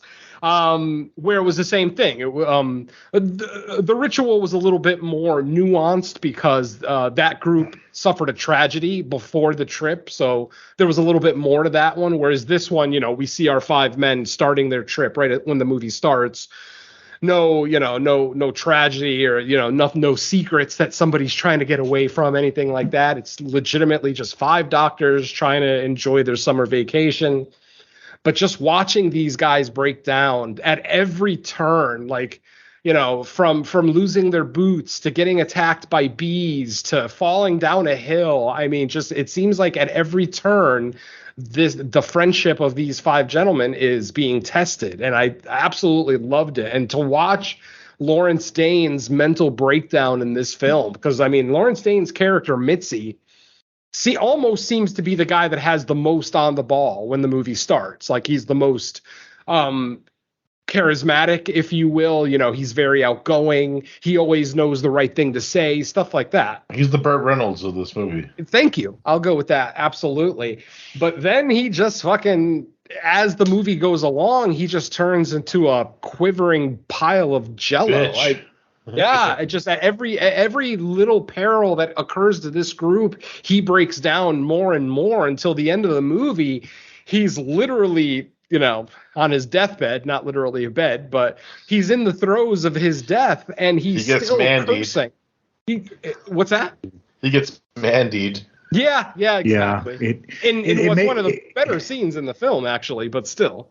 Yeah, it kind of makes me wonder if there's a little subtext going on there as far as like what makes an authoritative figure in civilized world versus out in nature. Because there was a show on Showtime this past is a new, I guess, what do they call it, new show season or whatever, called Yellow Jackets, that was semi Lord of the Flies ish, but more that was like a basic take on the show. But they kind of did a similar thing with the group of girls where the girls who seem like natural leaders back at school, when like the social structure of a normal school sports team was the hierarchy, like those certain personalities shine through. But once they got into the wilderness and that kind of hierarchy broke down, where like popularity and social status didn't really matter when you're out there fighting for your life, then different people kind of assume the roles. And I think they're kind of playing with those themes here too. We're like, hey, when we're in our offices and you can come off as Mr. Badass, but when you're out here, when the shit hits the fan, it's not always the same people that rise up to like overcome that stuff. Yeah, I mean, we see that theme in a lot of these types of movies where, the domineering people out in the city or in their normal lives are the first ones to break down when the shit hits the fan. What you have to realize is that there's two different kinds of leaders. There are people that can be leaders in the perfect world, people that can be leaders when everything is going right. So a lot like Mike was talking about with Yellow Jackets, like when these girls are back at school in their perfect situation where they're taken care of and there's no peril in their life. Yes, a certain group of them, usually the ones with the bigger personalities, they kind of flourish to become the leaders of the group. But then there are the leaders who can be leaders when they need to be. And those are the people that always shine through in these types of films, the people that legitimately have intestinal fortitude, that when they're actually tested, they come through, as opposed to, the people who are the socialites of the group, the people who are the leaders back in the world. The great thing about movies like this is it shows how absolutely useless that type of leadership is, to be a leader when everything is going well. It's easy to be a leader, like it's easy to be the CEO of Apple when they're the biggest company in the world. But when the shit starts to hit the fan, for one reason or another, be it sales or be it government interaction, whatever the case may be, no one wants to be the leader then. No one wants to lead a large corporation when potentially the shit could hit the fan. And these movies point that out beautifully. And this one especially, like I said, I walked away barely even thinking about the Crowleys in this movie. Like I said, to me, they were a secondary aspect of this movie. It literally could have been any one or two people doing this to them. Like the Crowleys were nothing special, other than the fact that they do have a little bit of a connection with these doctors that we'll get into later. But yeah, just to cut off my what turned out to be an extremely long general thoughts short, I just love this movie. I walked away, potentially this is now my favorite Deliverance style ripoff, if you will.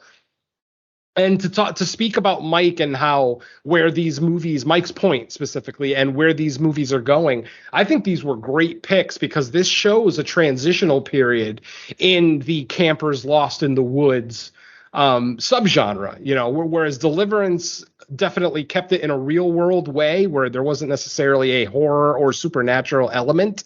It was just these rednecks just having fun with these city boys. We see the transition now where these movies are going from Deliverance to Wrong Turn, where it's not a worry about getting, anally raped by a redneck so much as getting cut into pieces and getting eaten by a redneck. And I like this transitional period, especially with a movie like this with Rituals, because like I said, Rituals, this would be a solid movie without the horror element, in all honesty. To just watch these five guys go through situations in the woods and then break down, and the arguments and the petty discussions and everything else, that alone was worth the price of admission for me. But Yeah. just yeah. I was gonna say with the way the characters are and how they interact and the personality like switches and stuff, it could have been merely a movie where they're out being weekend warriors, and they just get lost and they're trying to find their way back to civilization, and no one's hunting them or stalking them or whatever, and you still get the same outcome just because of how they are as characters. Yeah, I mean, this next statement's a little bit of a spoiler, but ultimately this is a 1977 movie. Most of our 5 members of our group are dead before we even see any of the antagonists. Now, granted, the ones who do die specifically because of direct attacks from the killers. It's just we don't see them. We don't even see, like, we might see a silhouette like in the distance about halfway through the movie, but it's literally not until the third act, when a majority of our original 5 are already dead, that we finally see the brothers, Jesse and Matthew. And I like that. Like I said, that's what's kind of lending that credence to me that this movie is just a good movie. It's not just a good horror movie. It's just a great movie. It's a great dramatic performance from, these 5 gentlemen, obviously with Hal Holbrook and Lawrence Dane kind of leading the festivities because they get the kind of the bulk of the dialogue in the movie. On top of the fact that they're our final 2 of the group, our final 2 survivors. So obviously they have the most interaction, but yeah. Just those 2 actors and their performances alone is worth the price of admission for this one. So, yeah, guys, cut me off before I fucking take up the rest of the show. Yeah. Rituals, not a first time watch for me. Yeah, I like it. The problem, it's not the movie itself. It's probably the print of the movie. Yeah. Yeah, because even the Blu-ray is not that great, because some scenes are better than others, and especially during those nighttime scenes, I'm like, who the fuck is talking right now?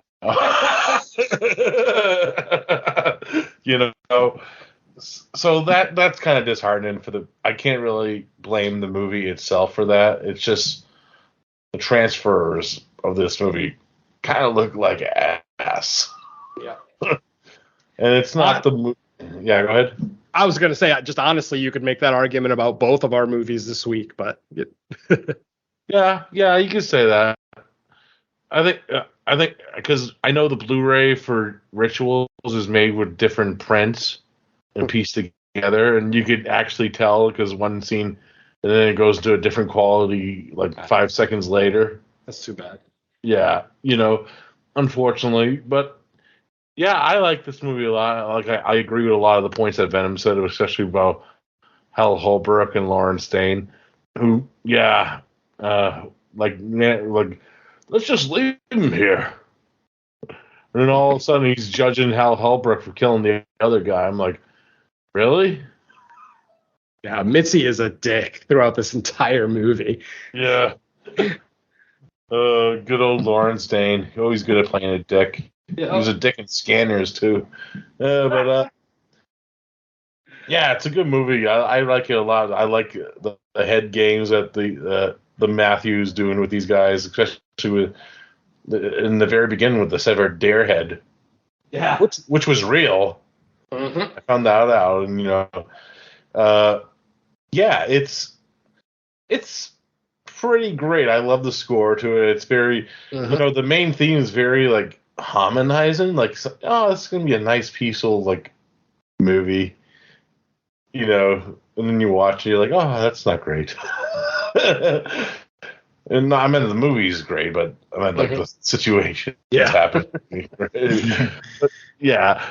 it's great in that sense, and it also dwells a little bit, because in Deliverance, you get like that fucking sense of it's just real life and nature, and you don't even know if at one point, because the one hillbilly fucked the other dude, but like they don't even know if the other hillbilly that they killed actually even shot anybody or anything. Where In this one, it's playing more in the psyche that somebody is fucking with him, and planting booby traps in the rivers. Ooh, Yeah. booby traps. But That's intense. Bear traps in the river. That's crazy. that's insane. That takes a lot of work. Yo, and the best scene of this movie is exactly where, they just wake up and there's a severed head of one of their friends wake up. They're like, holy shit, they could have just cut our throats. Yep. Yeah, he definitely Matthew Crowley in this movie definitely seems to enjoy fucking with these guys. I even have it in my notes. Like whenever we have one of these campers out in the woods type horror movies, nothing ever happens on the first night as far as an actual kill.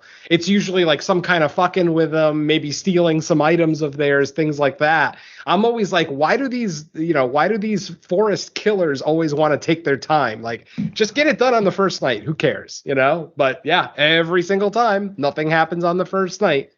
And the killers in our next movie, just like the weird stuff. Like, hey, I just want this. I'm going to kill you. Yeah, exactly. Yeah, the killers in our second movie definitely. I mean, even though they're giggling like idiots, I don't think they're enjoying their time nearly as much as Matthew Crowley is. They're like, I just want these sunglasses. Oh, it's great. But anyways, yeah, great movie. Hal Holbrook, the man. Although I will admit, he could have probably saved Lawrence Dane if he just healed himself a little bit faster. He was taking his fucking time with that artery. He's like, I gotta get it right. It hurts though, man. Setting off gunpowder on an open wound, that shit don't tickle. Yeah, he's like, and this is before Rambo 3. Exactly. Rambo. John Rambo was like, I watched rituals. I will do it now. And one of the really nice things I like, I know I'm delving away from general thoughts now, but one of the things I really liked about this movie was that ending. And I don't mean the finale. I mean like literally the last shot. I fucking love that last shot. Basically our final survivor, I won't say who in case anyone cares, but our final survivor finally, after hiking for days, finally finds a road. But instead of someone driving by and picking him up and then the credits roll, he sits in the road. He literally sits in the middle of the road, and then the camera just slowly pans back while the credits are playing. So rather than actually seeing him rescued, potentially his horror may not be done. And I love that little tiny bit of ambiguity that, yeah, he got to the road, but that doesn't necessarily mean he's safe. So there's that little extra bit of mystery of, whether he will actually survive or not. I love that. Yeah, and I feel like it was purposeful because I kept waiting to see if like a shot in distance you would see like a car coming down the road, and to the best of my eyesight there was no car coming, so we really don't know. Yeah, I love that tiny little bit of vagueness. I don't usually like vague endings. Ultimately, this isn't a vague ending. We have we have a distinct ending. Without getting too much into the ending, it's very, very solid, very to the point. There's no real mystery to it. Literally the only mystery to the ending is, does somebody eventually pick up our survivor, or does he just die of exposure on the road? Oh. And then the ending of the last movie is like, you just want some heavy metal music playing. There you go.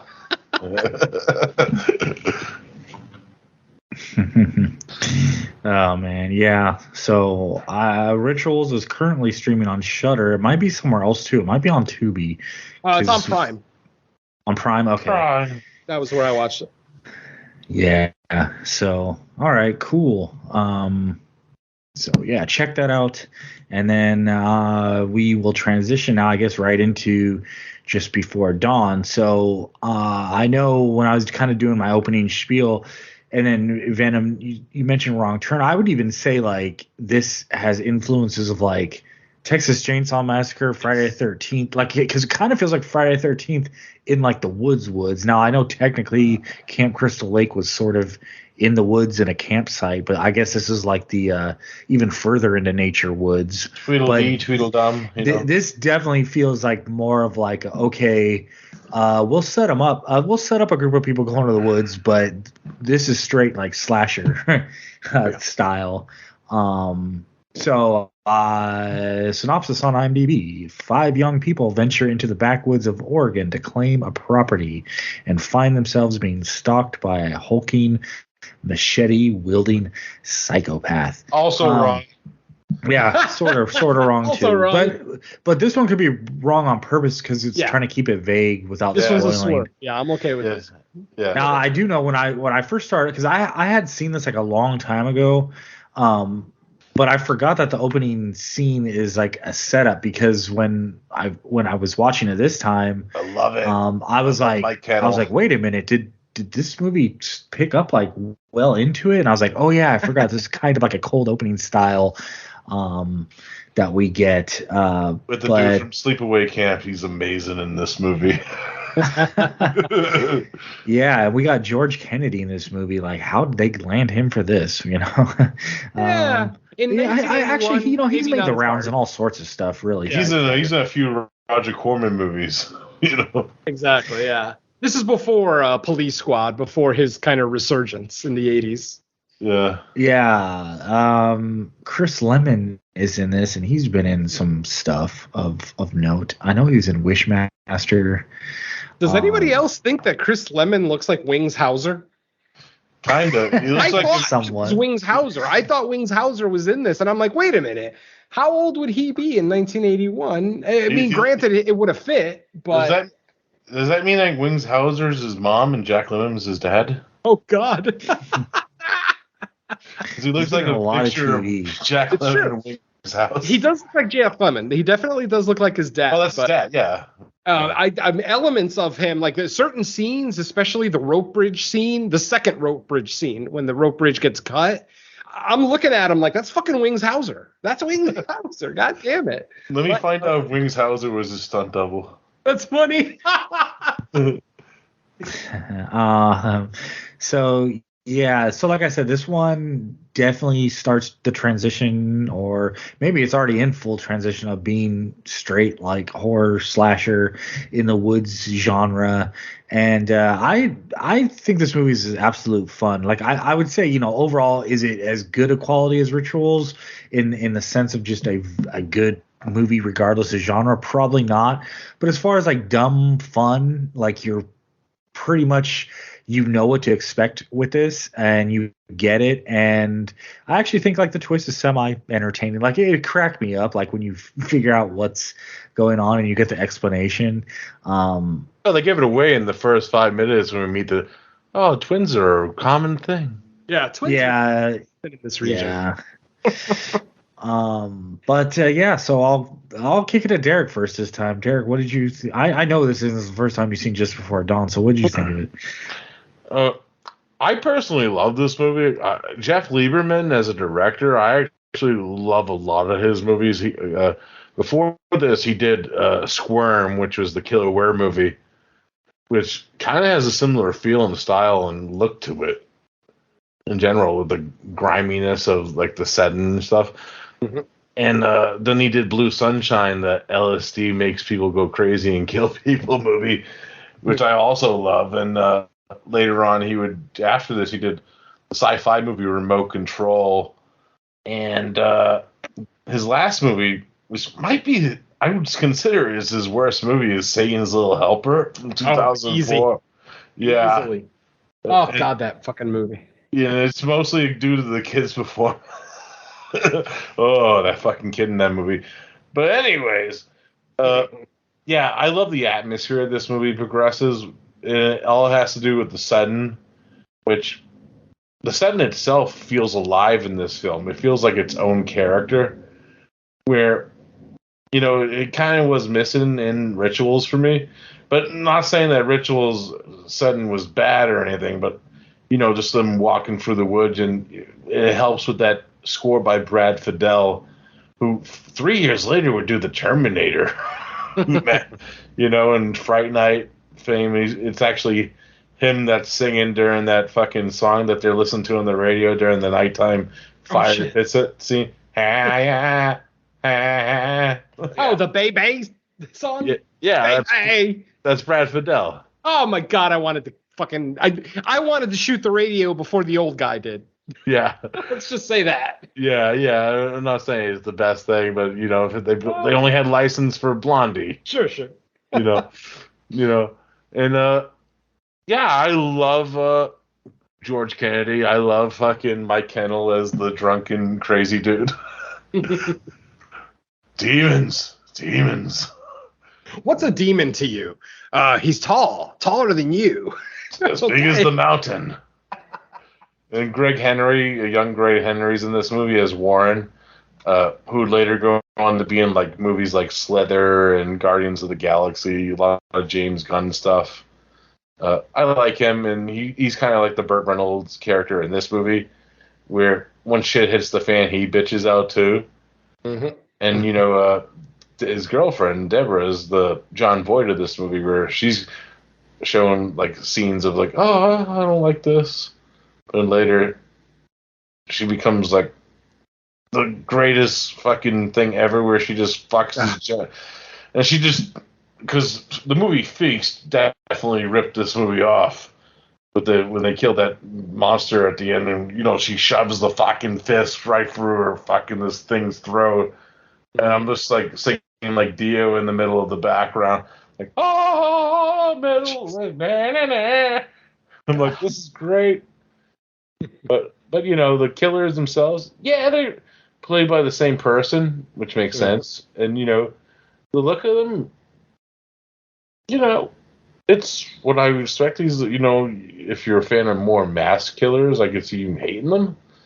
I kind of like the goofiness. They kind of remind me of Tweedledee and Tweedledum, especially with their hairstyle. Mm-hmm. And their voice. Yeah, Jesus. How do guys that big have such a weird, squeaky little voice? I love it. It's hilarious. And the redhead chick, Jamie Rose, Cream Richer, some cheesy shit. Mm-hmm. The backwoods people I love. The bridge itself is kind of a cool set piece. The rope bridge is awesome. Yeah. There's a lot to like about this movie. Do I think Rituals is a better made movie? Probably, for what Just Before Dawn does with the budget it has. It's no slouch.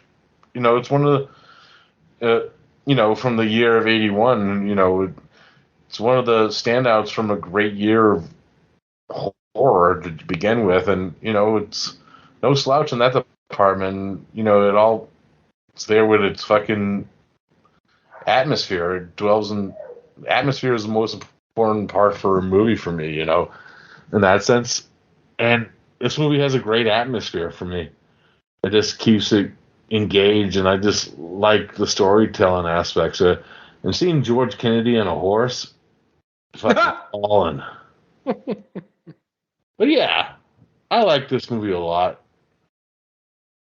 I like Jeff Lieberman, so I'm kind of biased. I'm friends with him on Facebook. There you go. Yeah, I mean, this, as far as like characters go, I think they're all for the most part pretty likable, but the layers to him has definitely thinned out between like something this and that. The more adult characters are like George Kennedy and Mike Kellen's characters, where these kids are like, yeah, we're just kids going to the woods. He owns this place. Let's party. Yeah, I mean, in the span of the 4 years between Rituals and this, we've definitely gone from like, hey, these characters are here to get lost in the woods and get killed, maybe have sex before. Yeah, but I will say also, like, for a lot of like slasher movies involving teenagers, they are still like some of the more likable characters from. Oh yeah. Like I didn't even mean to say it as like a bad thing, just different. Like you could just see where the crossover of the genres is there, but it's definitely, by the time Just Before Dawn is hitting, it's definitely leaning in the other direction as much more like horror based as far as like how the story works and stuff like that. But it's still fun as hell, I think. Yeah. All right, Venom. All right. Not a first time watch for me. I've seen this a couple of times. And this is the part of the show where I make some enemies. I am not as high on this movie as a lot of people in the community, but I do have a reason. I did not see this movie in the 80s. The first time I saw this movie was in the 90s, probably early to mid 90s. And obviously by that point, the campers getting lost in the woods and stalked by, deformed rednecks was pretty played out. We'd already seen it many times. So it was one of the things where the first time I watched this movie, I just thought it was just a cheesy throwaway, 80s slasher. Like I never really thought about it. It wasn't at least the first time I saw it wasn't ultra exceptional. It didn't do a whole lot for me. Like I said, these killers are interesting as, people, but obviously, without a mask, without some kind of horrific backstory, without, some kind of exposition, it kind of loses a little bit of the allure. Now, that's how I looked at it when I watched it the first time in the 90s. As I've watched it more over the years, I do see the value in the film. I see that it is an early addition to the Campers in the Woods subgenre of horror. I like the whole twin killers thing. Was probably pretty new at the time, though I had already seen Hell Night years before this movie. So the whole second killer reveal, didn't do as much for me here because I saw Hell Night first. And Hell Night is also a 1981 movie. Go figure. So earlier in 81, whereas this one came out right at the end of the year. Like Derek said, Hell Night, I believe, was May of 81. So, I guess we could have paired those two movies too as a, second killer reveal episode. Hell, with Tower of Evil. There you go. Exactly. Yep. So for years, I didn't really see the value in this movie. I thought it was just, like I said, a cheesy kind of throwaway slasher, but the more I watch it, the more I do see how it kind of set the stage for a lot of these kind of movies. Not necessarily the kids going camping and getting stalked by a slasher, like a Jason Voorhees type situation, but more the family thing that they kind of touched upon with the original Texas Chainsaw Massacre. And then, kind of expanded on with like The Hills Have Eyes, stuff like that. I feel like this was a good progression, even though the entire family isn't necessarily, on board with the killing in Just Before Dawn. It seems like it's just the brothers that are kind of into it.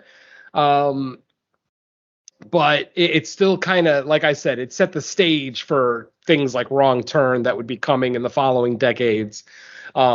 Which, and like I said, being now a podcaster and, having the knowledge base of horror that I have now, I definitely see the value in Just Before Dawn. I still don't look at it as like a classic, but again, that's probably just because of when I saw it. I didn't grow up with this movie. I don't have a nostalgic look back at this movie like a lot of people do. So, try not to hate me if I say I'm not as high on this movie as, most people are. It's just when I saw it. I'm a victim of seeing the movie late. I was late to the party, and by the time I got to the party, so many other better parties had happened that to look back at this one and, give it the props it deserves just wasn't something I was about to do in the 90s. And, the type of movie watcher that I was at the time too. So, some good performances, some over-the-top performances, definitely. Jamie Rose in what is probably the ugliest I've ever seen Jamie Rose. Like when I didn't even know that was Jamie Rose today watching it or yesterday watching it. Like I had forgotten that was her because I'm like, oh God, this woman looks kind of harsh, kind of almost manly. But then I saw IMDb and I'm like, holy shit, it's Jamie Rose, who is literally one of the most beautiful redheads ever. But this is a very young role for her. Her hair isn't straight. Like she usually has straightened hair. She's got that curly 70s style do going. So I just remember thinking, wow, I can't believe they played down Jamie Rose's good looks in this one a little bit. Obviously, it's a very early role for her. But still. I just didn't recognize her. I thought Deborah Benson did a fine job, even though I thought her performance at times was all over the place. Like sometimes she was a little too animated. Other times I didn't think she was animated enough, given the situation. But still a solid performance. Obviously, we already talked about Chris Lemon / Wings Hauser. And George Kennedy. I mean, George Kennedy in these genre movies, I don't know. To me, he's never a selling point. Like, I would never watch this movie specifically because George Kennedy was in it. I love his comedy stuff. It's the way I've always been. I love his Police Squad. I love the Naked Gun movies. Like, that's the kind of stuff from George Kennedy. Even the Westerns that he's done, I like a lot of that stuff. But the genre films that he does, some of them are good, but I wouldn't ever say that they're good because of George Kennedy. Like, he's a great guy, a great character actor, fun to watch, blah, blah, blah. I don't think he's given enough material here to play with because he's only in like 2 or 3 major scenes in this movie. Mm-hmm. He's definitely not the star by any stretch. He's the biggest name in the movie, but he's definitely not the star.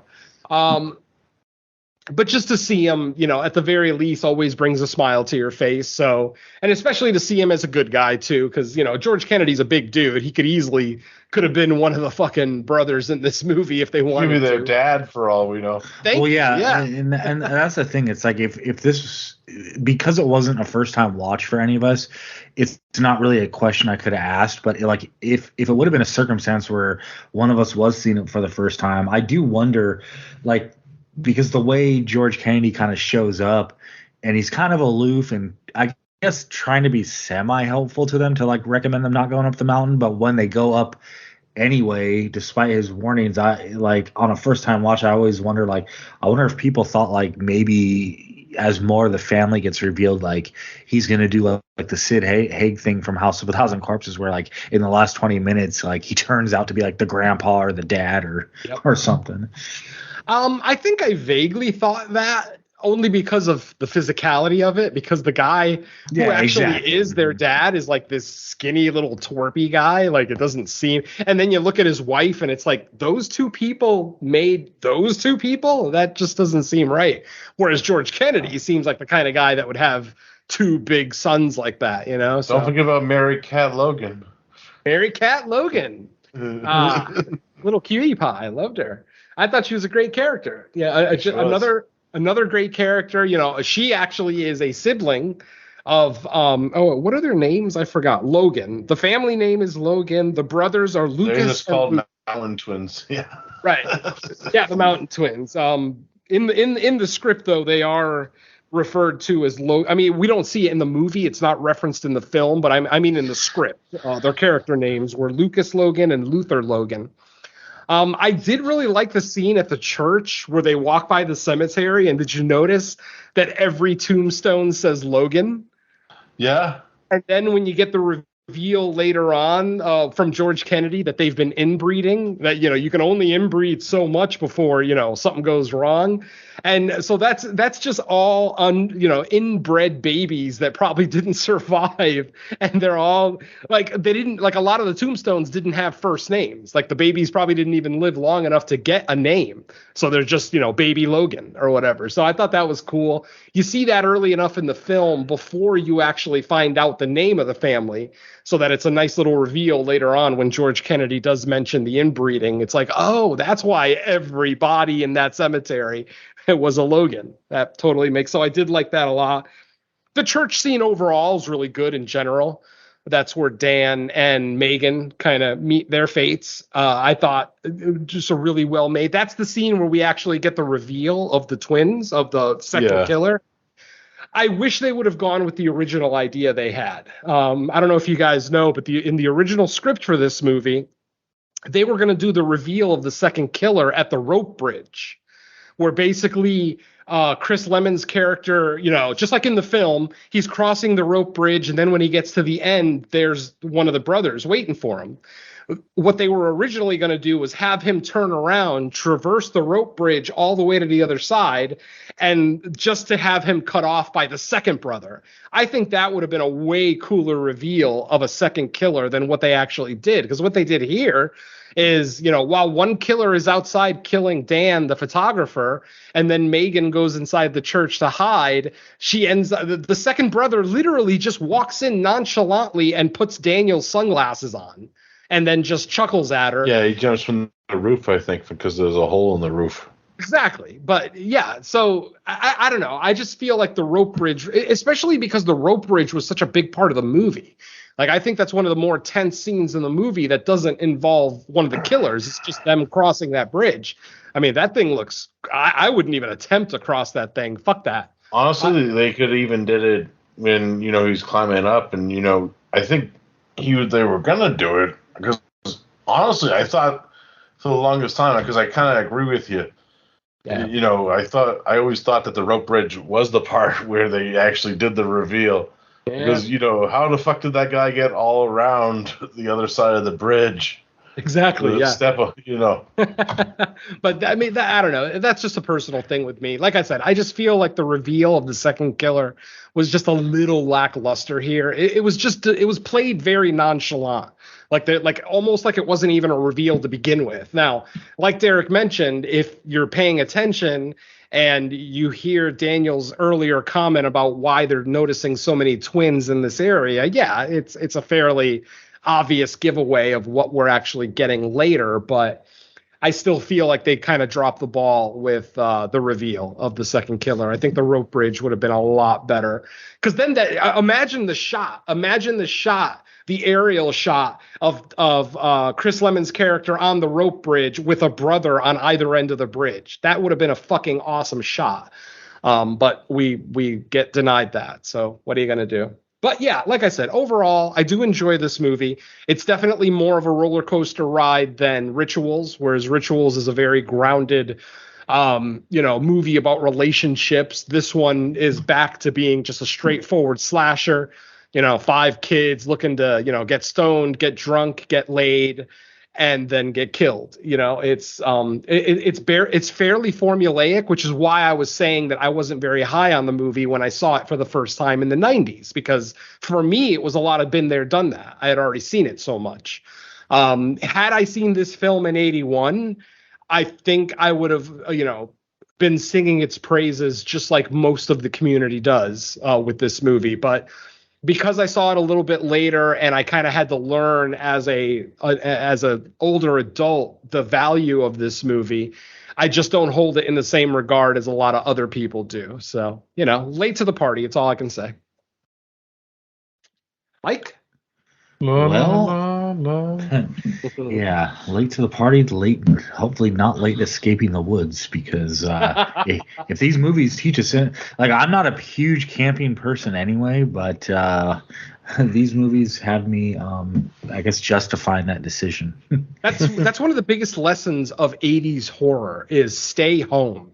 Don't be a stranger in a strange land, because you're always susceptible. You're always susceptible to an attack, to prejudice, to, local racism, whatever the case may be. The point is, if you're not the kind of person who's comfortable traveling and going to different new places, that I feel like that was one of the themes of the 80s. Just stay the fuck home. I even named this chat, just stay in the city, because city folks don't belong in the woods. Yeah, it's cool to go to the woods and experience nature, especially if you live in a big city where, you probably only see like one tree a month. I can see the allure of going camping, but my God, as an 80s horror fan, I would never go camping. I mean, there were woods behind my house growing up in Connecticut that I wouldn't want to camp out in. Like, my friends would set up a tent and just camp out on a Saturday night, maybe. I had seen enough horror movies by the mid 80s that I was like, nah, fuck you guys.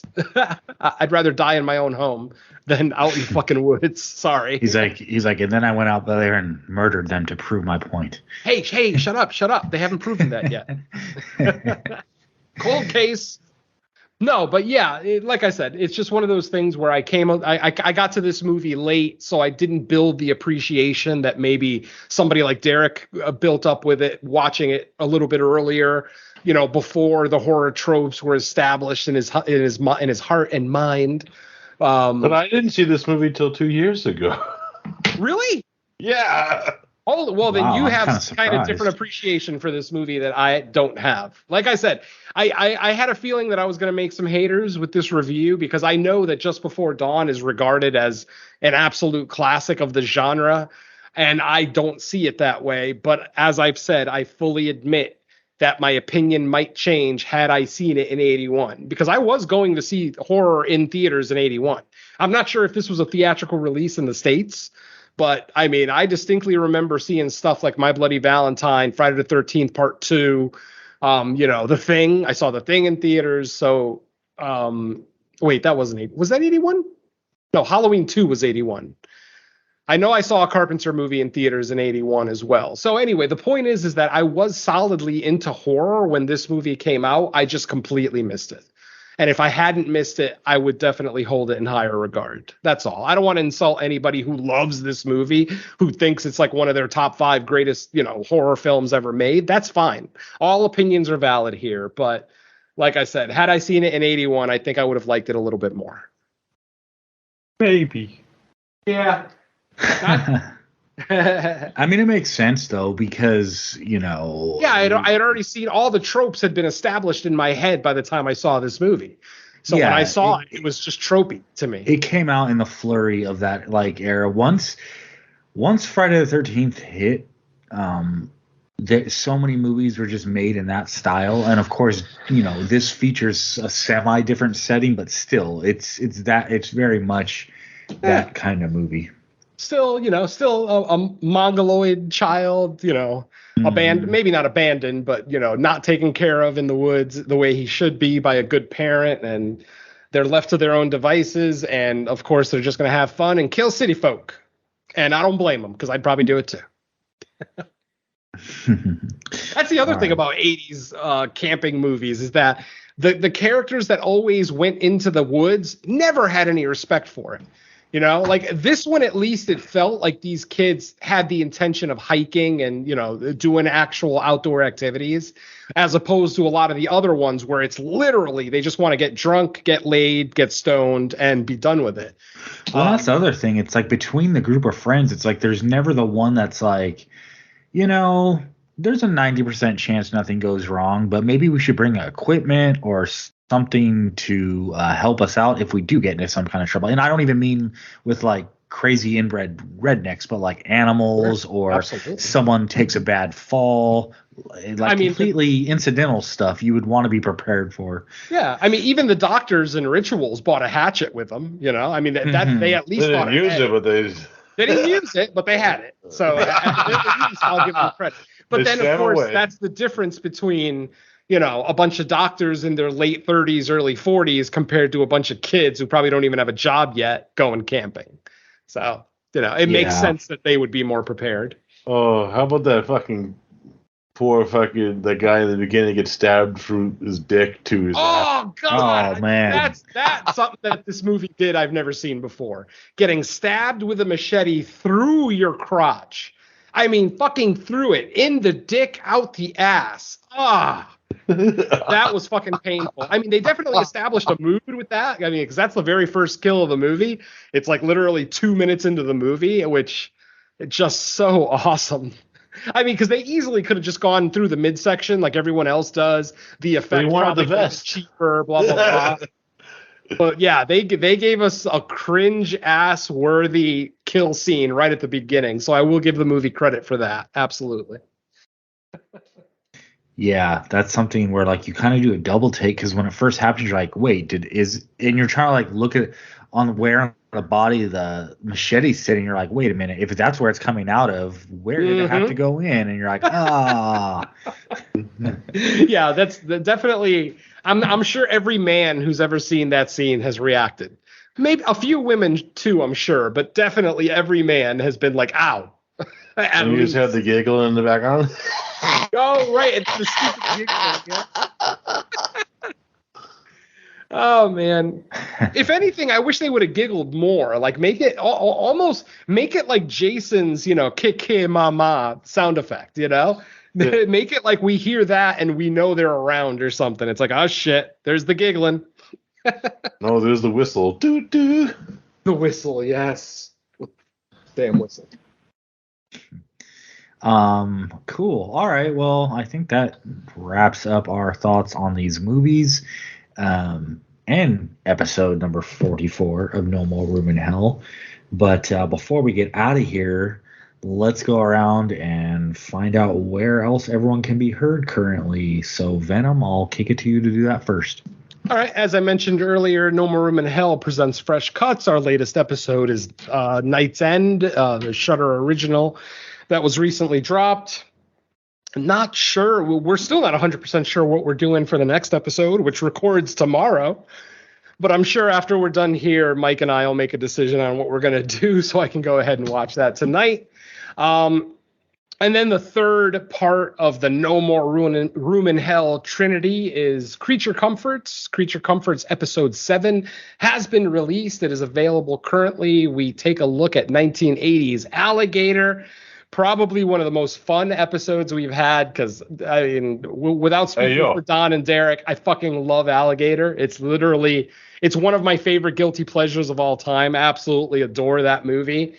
And the fact that the alligator in the movie is named Ramon and we lost Razor Ramon the same week that we reviewed this movie, prepare yourself for a few Razor Ramon references in the episode. I'll just leave it at that. So that's episode 7 of Creature Comforts. And as far as guest spots that I've done 2 recently. One on Cut to the Chase, where we took a look at the Christopher Nolan Batman trilogy. That is, of course, Batman Begins, The Dark Knight, and The Dark Knight Rises. Unfortunately, we had some technical issues with the third part of the episode, so we're going to have to actually re-record it. So I'm not 100% sure when he's going to be releasing that. It's probably not going to be any time in the next week. I would imagine sometime next week officially he'll put that episode out. And then my other guest spot is on The Dark Parade with Bo Ransdell this week. It's funny, too, because I actually referenced Hell Night a couple of times in this episode. And why did I reference it? Because I just reviewed it with Bo on The Dark Parade.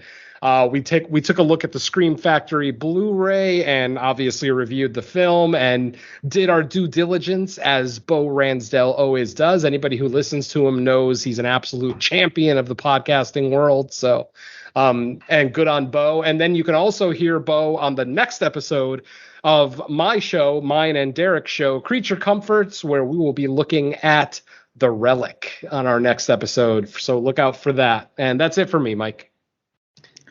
All right, Derek, how about you? Sure. I'll keep it nice and sweet and short. I have an episode that just was released as we were recording this of Cinema Attack, where we did a commentary on Gabe Bartolo's film Skin Deep. This movie has a character played by Warwick Davis as plates. And he throws plates at people. Hey, those are deadly plates. They are. They come everywhere. He has them buried in the ground and everything. There's a guy named Brain or Brian. You'll find out why he's called that if you watch the movie. But it's a fun time. It was hilarious. And then also I have a guest appearance also on Bo Ransdell's The Dark Parade that should be actually out when this episode is out, where we talked about My Bloody Valentine. Woo! Which is actually my favorite slasher film of all time. So that's kind of giving away my final rating of that movie. So, anyways, spoiler alert, but listen to the episode anyway, because we go deep into it. Other than that, it's actually one of my favorite episodes I recorded with Bo so far. So that tells you a lot. So can't wait for you guys to hear that. But that's about it for me, Mike. All right, well, I'll keep it even more shorter and sweeter. Nothing besides the main shows for me. So, got this. If you're listening to this, that probably means the latest episode of Fresh Cuts is also out. So, check that out. I would say what it's on, but it feels like sometimes it's never 100% until we're actually recording, so I almost don't even want to say what it probably will be the week that you're listening to this. I told you it's gonna be porno holocaust. Oh man, but yeah. So who's up next in the rotation? Venom's picks next. That's me. And I have no right. idea what I'm picking, so don't ask. All right, so there you go. For episode 45, we're on no idea status as of now. What sucks is that I was hoping that because April is my birthday month, and I was hoping that it would still fit in this month, but unfortunately, I'm busy the 17th, I'm busy the 24th, and then the following Sunday after that is May 1st, so it's not my birthday month anymore. So I don't know. So it kind of put a damper on my choices. So I'm just going to rethink about it, and I'll let you guys know. Yeah, sounds like we got time. Fuck it. Just pick movies for my birthday. Pick movies for my birthday. Oh, there you go. So what you're saying is not only is there no more room in hell, but there's no more room in April for the show. Yep. For me, at least, I'm booked. Yep. All righty. Well, then I guess, listeners, we will catch you back here in May. So thanks, everyone, for listening. Time to descend back down to the Lake of Fire. Let's say bye to the listeners before we start sizzling. Take care, folks. Hail Satan. Don't go camping. Just Bring fucking a stay in the horse. city. Just shove your fist through a monster's throat.